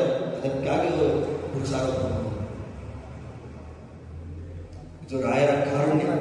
ರಾಯರ ಕಾರುಣ್ಯ. ರಾಯರು ಒಂದು ಮಾತು ನೆನಪಿಟ್ಕೋಬೇಕು. ಯಾವ ಗುರುಗಳು ಕೈ ಬಿಟ್ಟರು ಏನು, ನಾವು ರಾಯರನ್ನ ಆಶ್ರಯಣ ಮಾಡಿ ರಾಯರು ನಮ್ಮನ್ನ ಕೈ ಹಿಡಿದ್ರೆ ಇನ್ನೆಲ್ಲ ಗುರುಗಳ ಕೈ ಹಿಡಿದು ಬಿಡ್ತಾರೆ. ಯಾಕಂದ್ರೆ ರಾಯರು ಅಷ್ಟು ಕರುಣಾಳುಗಳು. ಎಂಥ ತಪ್ಪು ಮಾಡಲು ಕರುಣೆ ಮಾಡಿ ಅನುಗ್ರಹ ಮಾಡಿ ಕೈ ಹಿಡ್ಕೊಂಡು ಕರ್ಕೊಂಡು ಹೋಗ್ಬಿಡ್ತಾರೆ ರಾಯರು. ರಾಯರೇನಾದ್ರೂ ಕೈ ಬಿಟ್ಟರೆ ಇನ್ಯಾವ ರಾಯರ ಮುಂದೆ ಬಂದ ಗುರುಗಳಾಗಲಿ ರಾಯರ ಹಿಂದೆ ಬಂದ ಗುರುಗಳಾಗಲಿ ಯಾರೂ ಕೈ ಹಿಡಿದಿಲ್ಲ. ಹಾಗಾಗಿ ರಾಯರ, ಯಾಕಂದ್ರೆ ರಾಯರಿಗೆ ಎರಡೂ ಇದೆ. ಶಾಪಾನುಗ್ರಹ ಶಬ್ದವನ್ನು ರಾಘವೇಂದ್ರ ಬಿಟ್ಟಿದೆ. ಶಾಪ ಕೊಡಲಿಕ್ಕೂ ಗೊತ್ತು ರಾಯರಿಗೆ, ಅನುಗ್ರಹ ಮಾಡಲಿಕ್ಕೂ ಗೊತ್ತು. ನಾವು ಮೊದಲನೇದು ಅಪೇಕ್ಷೆ ಪಡಬಾರ್ದು, ರಾಯರಿಂದ ಶಾಪಕ್ಕೊಳಗಾಗಬಾರ್ದು. ಎರಡನೇದನ್ನು ಅಪೇಕ್ಷೆ ಪಡಬೇಕು, ರಾಯರ ಅನುಗ್ರಹಕ್ಕೆ ಪಾತ್ರರಾಗಬೇಕು. ಅದು ರಾಯರ ವೈಭವ, ಅಂಥ ಕಾರುಣ್ಯ. ಆ ರಾಯರ ಮಾಡಿರುವಂತಹ ಗ್ರಂಥವೇ, ಆ ಗ್ರಂಥ ವೈಭವ ನೋಡಿ ರಾಯರಿಗೆ ಆ ಆಶ್ರಮ ಕೊಟ್ಟು ರಾಯರ ಈ ಶ್ರೀಮದ್ ಆಚಾರ್ಯರ ಪರಂಪರೆಗೆ ಬರ್ತಾರೆ. ಬಂದ ನಂತರ ರಾಯರ ಪರಮಾದ್ಭುತವಾಗಿರ್ತಕ್ಕಂತಹ ಕಾರ್ಯ ಏನು ಅಂತಂದರೆ, ನಮಗೆ ಶ್ರೀಮದಾಚಾರ್ಯ ಬಂದರು, ಶ್ರೀಮದಾಚಾರ್ಯ ಬಂದು ಹೋದರು. ನಾರಾಯಣ ಅಂತಲೂ ಒಂದು ತತ್ವವಿದೆ ಅಂತ ಹೇಳಿ ಹೋದರು. ನಮಗೆಲ್ಲ ಗೊತ್ತಾಗಬೇಕು ಹೇಳಿ. ನಮ್ಮನೇಲಿ ಯಾರಾದರೂ ಒಬ್ಬರು ಇದ್ರೆ ನಮ್ಮನೇಲಿ ನಿಧಿ ಇದೆ ಅಂತ ಹೇಳಿ ಹೋಗ್ತಾರೆ, ಬಂಗಾರ ಇದೆ ಬೆಳ್ಳಿದೆ ಅಂತ ಹೇಳಿ ಹೋಗ್ತಾರೆ. ನಮ್ಗೆ ತೋರಿಸ್ಕೊಳ್ಳಿಕ್ಕೆ ಒಬ್ರು ಬೇಕಲ್ಲ. ಬಂದವರು ಯಾರು ಟೀಕಾಕೃತ್ಪಾದರು ಬಂದರೆ ಪ್ರದರ್ಶಿತೋ ಏನ ಸಮ್ಯಕ್ ಜಯತೀರ್ಥಂ ತಮಾಶ್ರಯ ಅಂತ. ಟೀಕಾಕೃತ್ಪಾದರು ಬಂದು ಶ್ರೀಮದಾಚಾರ್ಯರ ಭಾವ ಹೀಗಿದೆ, ಶ್ರೀಮದಾಚಾರ್ಯರ ಭಾಷೆ ಟೀಕಾರ್ಥ ಅಂತ ಗುರುಭಾವಂ ಜಯಂತಿ ಅಂತ ಹೇಳಬಹುದು. ಆ ಟೀಕೆಗೂ ನಮ್ಗೆ ಅರ್ಥ ಆಗಲ್ಲ. ವ್ಯಾಸರಾಜರು ಬಂದು ಮಹಾನುಭಾವರು ಟೀಕಾ ಗಾಂಭೀರ್ಯ ಉತ್ತರತ್ವ ವ್ಯಾಸತೀರ್ಥಾದಿರೇಹ ಕ್ಷಮಃ ಅಂತಂದರು. ಟೀಕೆ ಅರ್ಥ ಆಗಬೇಕು ಅಂದರೆ ನಮ್ಗೆ ವ್ಯಾಸರಾಜರು ಬೇಕು ಅಂತ ಹೇಳಿದ್ರು. ಇದು ಈ ಮಾತು ಯಾರು ಅಂತ ಹೇಳ್ತಾರೆ? ರಾಯನೇ ಹೇಳ್ತಾರೆ. ನಿಮಗೆ ಟೀಕೆ ಅರ್ಥ ಆಗಬೇಕಾ? ವ್ಯಾಸರಾಜರ ಗ್ರಂಥ ನೋಡೋದ್ರಿಂದ. ವ್ಯಾಸರಾಜರ ಗ್ರಂಥ ಅರ್ಥ ಆಗಬೇಕಾ? ರಾಯರನ್ನ ಹೇಳಬೇಕು. ರಾಯರು ಇಂಥ ಗ್ರಂಥಕ್ಕೆ ವ್ಯಾಖ್ಯಾನ ಮಾಡಿಲ್ಲ ಅಂತ ಎಲ್ಲ ಗ್ರಂಥಕ್ಕೂ ವ್ಯಾಖ್ಯಾನ ಮಾಡಿದರೆ, ಆದರೆ ಎರಡೆರಡು ಗ್ರಂಥಕ್ಕೆ ಮಾತ್ರ ವ್ಯಾಖ್ಯಾನ ಮಾಡಿಲ್ಲ. ಅದು ಮುಂದೆ ಬರ್ತದೆ, ನಾನು ಹೇಳ್ತೀನಿ. ಅದರಲ್ಲಿ ವ್ಯಾಖ್ಯಾನ ಮಾಡಿದ ಗ್ರಂಥ ಯಾವುದು ಅಂದರೆ ಶ್ರೀಮದ್ ನ್ಯಾಯಸುಧಾಗಿ ಮಾಡ್ತಾ ಪರಿಮಳ ಗ್ರಂಥವನ್ನು ರಾಯರು ರಚನೆ ಮಾಡ್ತಾರೆ. ಕೇಳಿದ್ರೆ ವಾಲಿಂದ್ರ ತೀರ್ಥರು ಹೇಳ್ತಾರೆ, ರಾಯರು ಗ್ರಂಥ ರಚನೆ ಮಾಡಿದ್ರು ಸರಿ, ಆ ಗ್ರಂಥಕ್ಕೆ ಪರಿಮಳ ಅಂತ ಯಾಕೆ ಹೆಸರಿಡಬೇಕಾಯ್ತು ರಾಯರು? ಶ್ರೀಮದ್ ನ್ಯಾಯಸುಧಾಗೆ ರಾಯರು ಪರಿಮಳ ಅಂತ ಟಿಪ್ಪಣಿ ಬರ್ತಾರೆ. ಶ್ರೀಮದ್ ನ್ಯಾಯಸುಧಾ ಟಿಪ್ಪಣಿ ಅಂತ ಅಷ್ಟೇ ಬರಿಬೋದಾಗಿತ್ತು. ಯಾಕೆ ರಾಯರು ಶ್ರೀಮದ್ ನ್ಯಾಯಸುಧಾ ಪರಿಮಳ ಅಂತ ಯಾಕೆ ಪರಿಮಳ ಅಂತ ಹೆಸರಿಟ್ರು ಅಂತಂದ್ರೆ ರಾಯರು ಪೂರ್ವಾಶ್ರಮದಲ್ಲಿದ್ದಾಗ ಸರಸ್ವತೀ ದೇವಿಯರು ಬಂದು ಅನುಗ್ರಹ ಮಾಡಿ ಹೋಗ್ತಾರೆ. ಬಾನೇ ಆಶ್ರಮ ಹೋಗ್ತೀನಿ ಅಂತ ಹೇಳಿ ಹೋಗ್ತಾರೆ. ನೀವು ಆಶ್ರಮ ತಗೊಳ್ಳೇಬೇಕು ಅಂತ ಹೇಳಿ ಹೋಗ್ತಾರೆ. ಯಾಕೆಂದ್ರೆ ರಾಯರು ಅಂತಂದ್ರೆ ಅದು ಜ್ಞಾನ, ಅದು ಜ್ಞಾನ ಭಂಡಾರ. ರಾಯರು ಅಂತಂದ್ರೆ ಆ ರಾಯರ ನಾಲಿಗೆ ಏನಿದೆಲ್ಲ ಯಾವಾಗಲೂ ಹರಿನಾಮ ಸ್ಮರಣೆ ಮಾಡುವಂತಹ ನಾಲಿಗೆ ರಾಯರ ನಾಲಿಗೆ. ನಾವು ಇನ್ನೊಬ್ಬರನ್ನು ಬೇಡಿಕೆ ಇಟ್ಕೊಂಡಿರ್ತೀವಿ. ಆ ರಾಯರಂತಹ ನಾಲಿಗೆಯಲ್ಲಿ, ನಾಲಿಗೆ ಎನ್ನುವಂತಹ ಆ ವೇದಿಕೆಯಲ್ಲಿ, ಆ ಸ್ಟೇಜಲ್ಲಿ ಸರಸ್ವತೀ ದೇವಿಯರು ಬಂದು ನರ್ತನೆ ಮಾಡಲಿಕ್ಕೆ ಕಾಯ್ತಾ ಇರ್ತಾರೆ. ಯಾವಾಗ ನಾನು ನರ್ತನೆ ಮಾಡ್ತೇನೆ ಅಂತ ಕಾಯ್ತಾ ಇರ್ತಾರೆ. ಆಗ ಸರಸ್ವತೀ ದೇವಿಯರು ಬಂದು ಇಂಥ ಒಳ್ಳೆ ವೇದಿಕೆ ಸಿಕ್ಕಿದೆ ಅಂತ ಹೇಳಿ ದೇವಲೋಕದ ಪುಷ್ಪವನ್ನ ತಲೆಯಿಟ್ಟುಕೊಂಡು ಸರಸ್ವತೀ ದೇವಿಯರು ರಾಯರ ನಾಲಿಗೆ ಎಂಬಂತಹ ವೇದಿಕೆಯಲ್ಲಿ ನರ್ತನೆ ಮಾಡ್ತಾರೆ. ಒಳ್ಳೆ ಸ್ಟೇಜ್ ಸಿಕ್ಕಿದಾಗ ಹೇಗೆ ಮಾತಾಡ್ತಾರಲ್ಲ, ಒಳ್ಳೆ ಸ್ಟೇಜ್ ಸಿಕ್ಕಿದಾಗ ಹೇಗೆ ಹಾಡು ಹೇಳ್ತಾರಲ್ಲ, ಹಾಗೆ ಒಳ್ಳೆ ಸ್ಟೇಜ್ ಸಿಕ್ಕಿದೆ ಅಂತ ಹೇಳಿ ಸರಸ್ವತೀ ದೇವಿಯರು ಕುಣಿದು ಕುಪ್ಪಳಿಸ್ತಾರೆ. ಆ ಕುಣಿದು ಭಾರವಾಗಿರುವಂತಹ ತಲೆಯಲ್ಲಿ, ಆ ತಲೆ ಮೇಲೆ ಭಾರವಾಗಿರುವ ಹೂ ಮುಡ್ಕೊಂಡಿರ್ತಾರೆ. ಆ ಹೂ ಏನಾಗುತ್ತೆ, ಚಲ್ಲಾಪಿಲ್ಲಿಯಾಗಿ ಬೀಳ್ತದೆ ಕೆಳಗಡೆ. ಆ ಬಿದ್ದಿದ್ದು ರಾಯರ ನಾಲಿಗೆ ಎಂಬಂತಹ ವೇದಿಕೆಯಲ್ಲಿ ಚಲ್ಲಾಪಿಲ್ಲಿಯಾಗಿ ದೇವಲೋಕದ ಹೂ ಬಿದ್ದಿರ್ತದೆ. ಅದನ್ನ ರಾಯರು ಮುಖ ತೆಗಿತಾರೆ, ಬಾಯಿ ತೆಗಿತಾರೆ. ಅಲ್ಲಿಂದ ಬಂದಿದ್ದೆ ಆ ಹೂವಿನ ಪರಿಮಳ ಅಂತ ಹೇಳ್ತಾರೆ. ದೋಷ ಧಮ್ಮಿಲ್ಲದ ಆ ಪರಿಮಳ ಮಧುರಂ ಸಂಪ್ರತಮು ಸಂಪ್ರಪಿದೆ.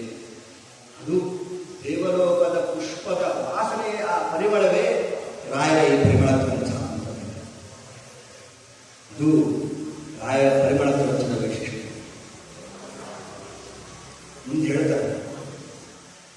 ಮುಂದೆ ಹೇಳ್ತಾ ರಾಯರಿಗೆ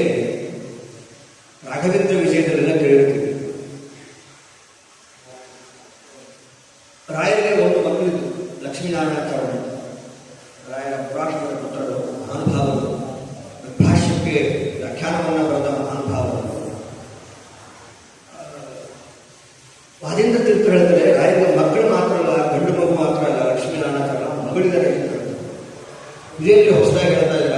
ರಾಘವೇಂದ್ರ ವಿಜಯ ಇತ್ಯಾದಿ ಗ್ರಂಥಗಳಲ್ಲೆಲ್ಲ ರಾಯರಿಗೆ ಮಕ್ಕಳಿದ್ದಾರೆ ಲಕ್ಷ್ಮೀನಾರಾಯಣ ಅಂತ ಕೇಳಿದ್ದೇವೆ. ಇದೇನು ರಾಯರಿಗೆ ಮಗಳಿದ್ದಾರೆ ಅಂತ ಹೇಳ್ತಾರೆ. ಆ ಮಗಳು ನಾನು ಹೇಳ್ತಾ ಇಲ್ಲಪ್ಪ, ಇದು ಬೇರೆ ಇದೆ ಅಂತ ಹೇಳ್ತಾರೆ. ಏನಂತಂದ್ರೆ ತಂತ್ರಶ್ರೀ ನೀಲಕಂಠ ವಿಧಮಿ ಮಣಿನ ಭಟ್ಟ ತಂತ್ರಾನುಬಂಧೆ ಗ್ರಂಥೆ ಕಾಲತ್ತದೀಯೇ.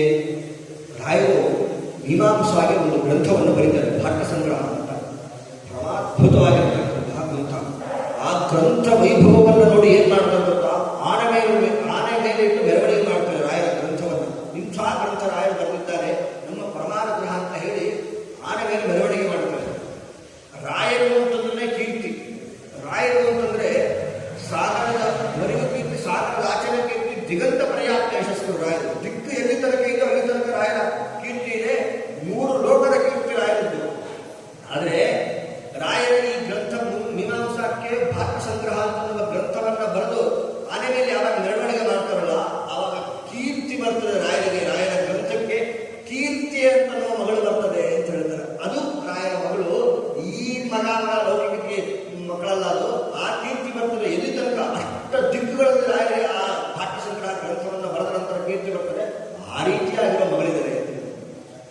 ಅಷ್ಟಲ್ಲ, ಇದು ರಾಯರ ಗ್ರಂಥ ಬರೆದ್ರು, ಪರಿಮಳ ಬರೆದ್ರು, ಉಪನಿಷತ್ತಿಗೆ ವ್ಯಾಖ್ಯಾನ ಬರೆದ್ರು, ಗೀತಾಗೆ ಬರೆದ್ರು. ಸರಿ, ರಾಯರು ಗ್ರಂಥ ಬರೆದಿದ್ದಾರೆ, ಅವರ ಗುಣ ಸರಿ. ರಾಯರು ಗ್ರಂಥ ಬರಿದೇ ಇದ್ರು ಗುಣ ಅಂತ ಹೇಳ್ತಾರೆ. ರಾಯರು ಗ್ರಂಥ ಬರಿದೇ ಇದ್ರು ಗುಣ ಅಂತ ಹೇಳ್ತಾರೆ. ಇದೇನ್ರಿ ಇದು? ರಾಯರು ಗ್ರಂಥ ಬರೀಲಿಲ್ಲ ಗುಣ ಅಂತಂದ್ರೆ ನಾವು ಗ್ರಂಥ ಬರೆದಿಲ್ಲ, ನಾವು ಗುರುಗುಣ ಮಂಡಿತರಾಗ್ಬಿಡ್ತೀವಿ. ನಮಗೂ ರಾಯರು ವ್ಯತ್ಯಾಸ ಹಂಗಿಲ್ಲಪ್ಪ ಅಂತ ಹೇಳ್ತಾರೆ. ಏನು ಅಂತಂದ್ರೆ ರಾಯರು ಎಲ್ಲ ಗ್ರಂಥಕ್ಕೂ ಬರೆದ್ರು, ಎಲ್ಲ ಗ್ರಂಥಕ್ಕೆ ಮಾತ್ರ ಬರೆಯೋದಿಲ್ಲ.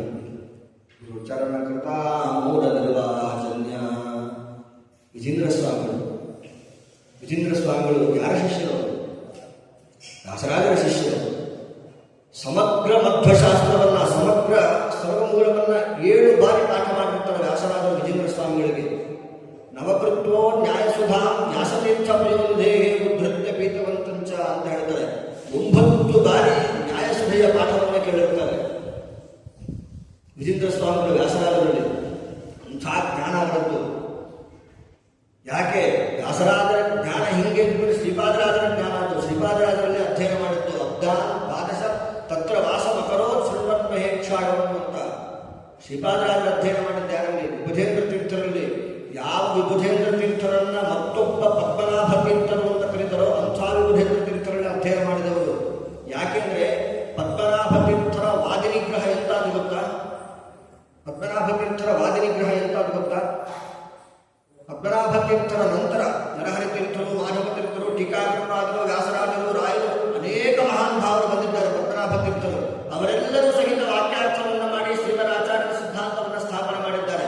ಆದರೆ ಪದ್ಮನಾಭ ತೀರ್ಥರ ವಾಕ್ಯಾರ್ಥದ ವೈಭವ ಏನು ಅಂತಂದ್ರೆ, ಇವರೆಲ್ಲ ಏನು ಮಾಡಿದ್ದಾರಲ್ಲ, ಇವರೆಲ್ಲ ಮುಂದೆ ಬಂದವರೆಲ್ಲ ಏನು ವಾಕ್ಯಾರ್ಥ ಮಾಡಿದ್ದಾರಲ್ಲ, ಅದು ಪದ್ಮನಾಭ ತೀರ್ಥರ 10% ವಾಕ್ಯಾರ್ಥ ಮಾಡಿದ್ದಾರೆ ಅಂತಂದ್ರೆ, ಇವು ಮುಂದಿನವರು ಬಂದು ಮಾಡಿದ್ದೆಲ್ಲ 1% 1%.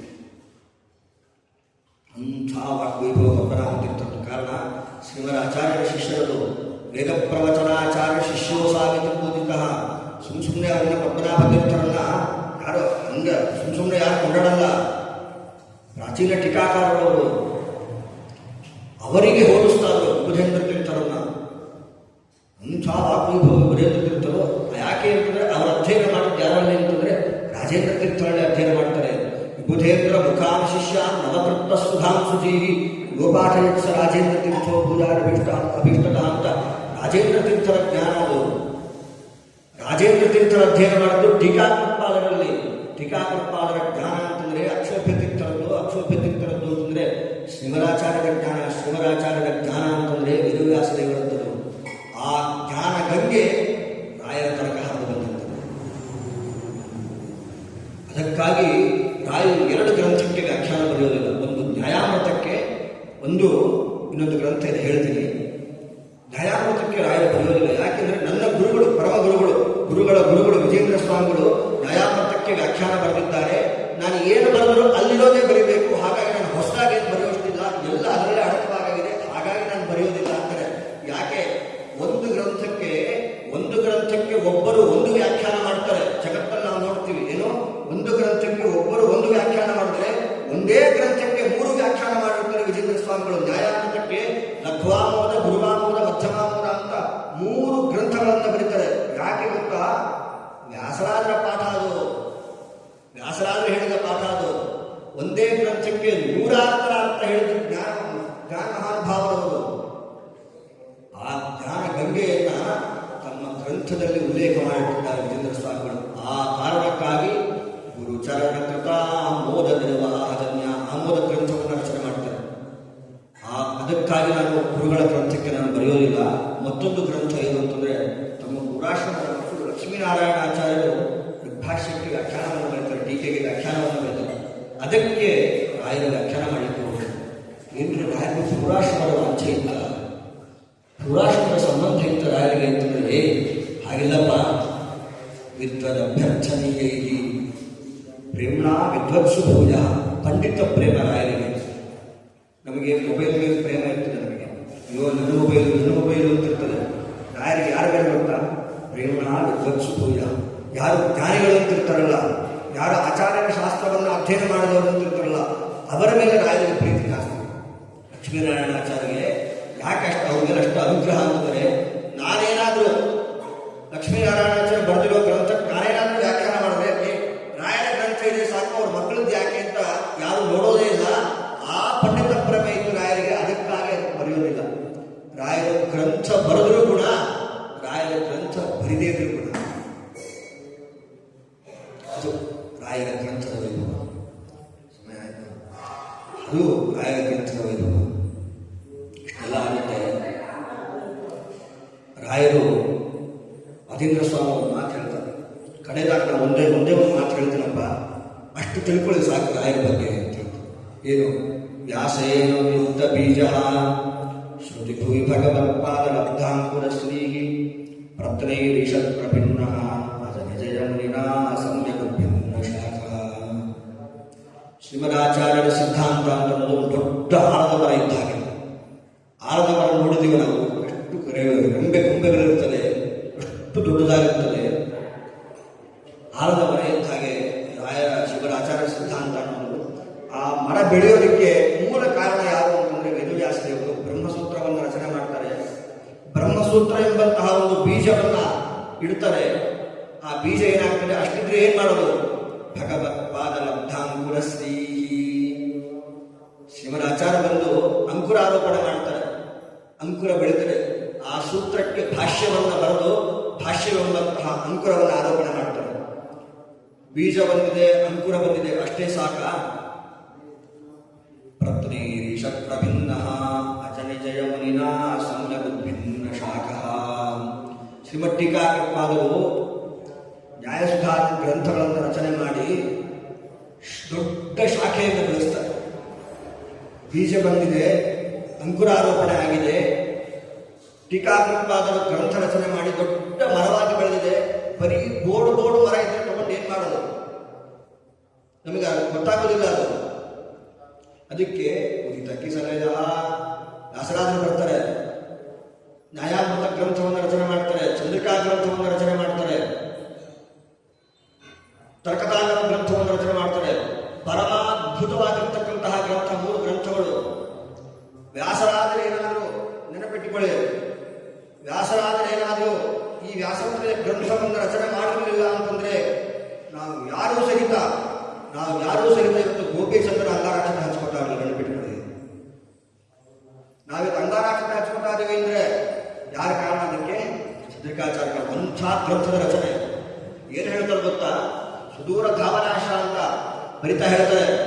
ಪರವಾದಿ ಹೇಳ್ತಾರೆ ವ್ಯಾಸರಾಜರು ಏನಂತ, ನೀನು ಎಷ್ಟು ಬೇಕಾದ್ರೆ ಆಕ್ಷೇಪ ಮಾಡಪ್ಪ, ನೀನು ಎಷ್ಟು ಬೇಕಾದ್ರೆ ನನ್ನ ಮೇಲೆ ಆಕ್ಷೇಪ ಮಾಡು, ನಮ್ಮ ಸಿದ್ಧಾಂತದ ಮೇಲೆ 100 ಆಕ್ಷೇಪ ಮಾಡಿ ಅವನು ಹೇಳ್ತಾರೆ. ನಾನು ಅವನು ಅನ್ಕೋತಾನಂತೆ ಪ್ರತಿವಾದಿ, 100 ಆಕ್ಷೇಪ ಮಾಡಿದೀನಿ, ಇನ್ನು ಮೇಲೆ ಯಾರಿಂದಲೂ ಇನ್ನು ಮೇಲೆ ಮಾತಾಡ್ಲಿಕ್ಕಾಗಲ್ಲ ಅಂತ ನಿಂತು ಸ್ವಲ್ಪ ಅಪ್ಪ ಅಂತ ಹಿಂಗೆ ಕೊಡ್ತಾರೆ ವ್ಯಾಸರಾಜರು. ಅದರ ಮೇಲೆ ನಾವು ಒಂದು ಇಟ್ಟಿರ್ತೀನಿ, ನೆನಪಿಟ್ಕೋ ಅಂತ ಹೇಳ್ತಾರೆ ವ್ಯಾಸರಾಜರು. 100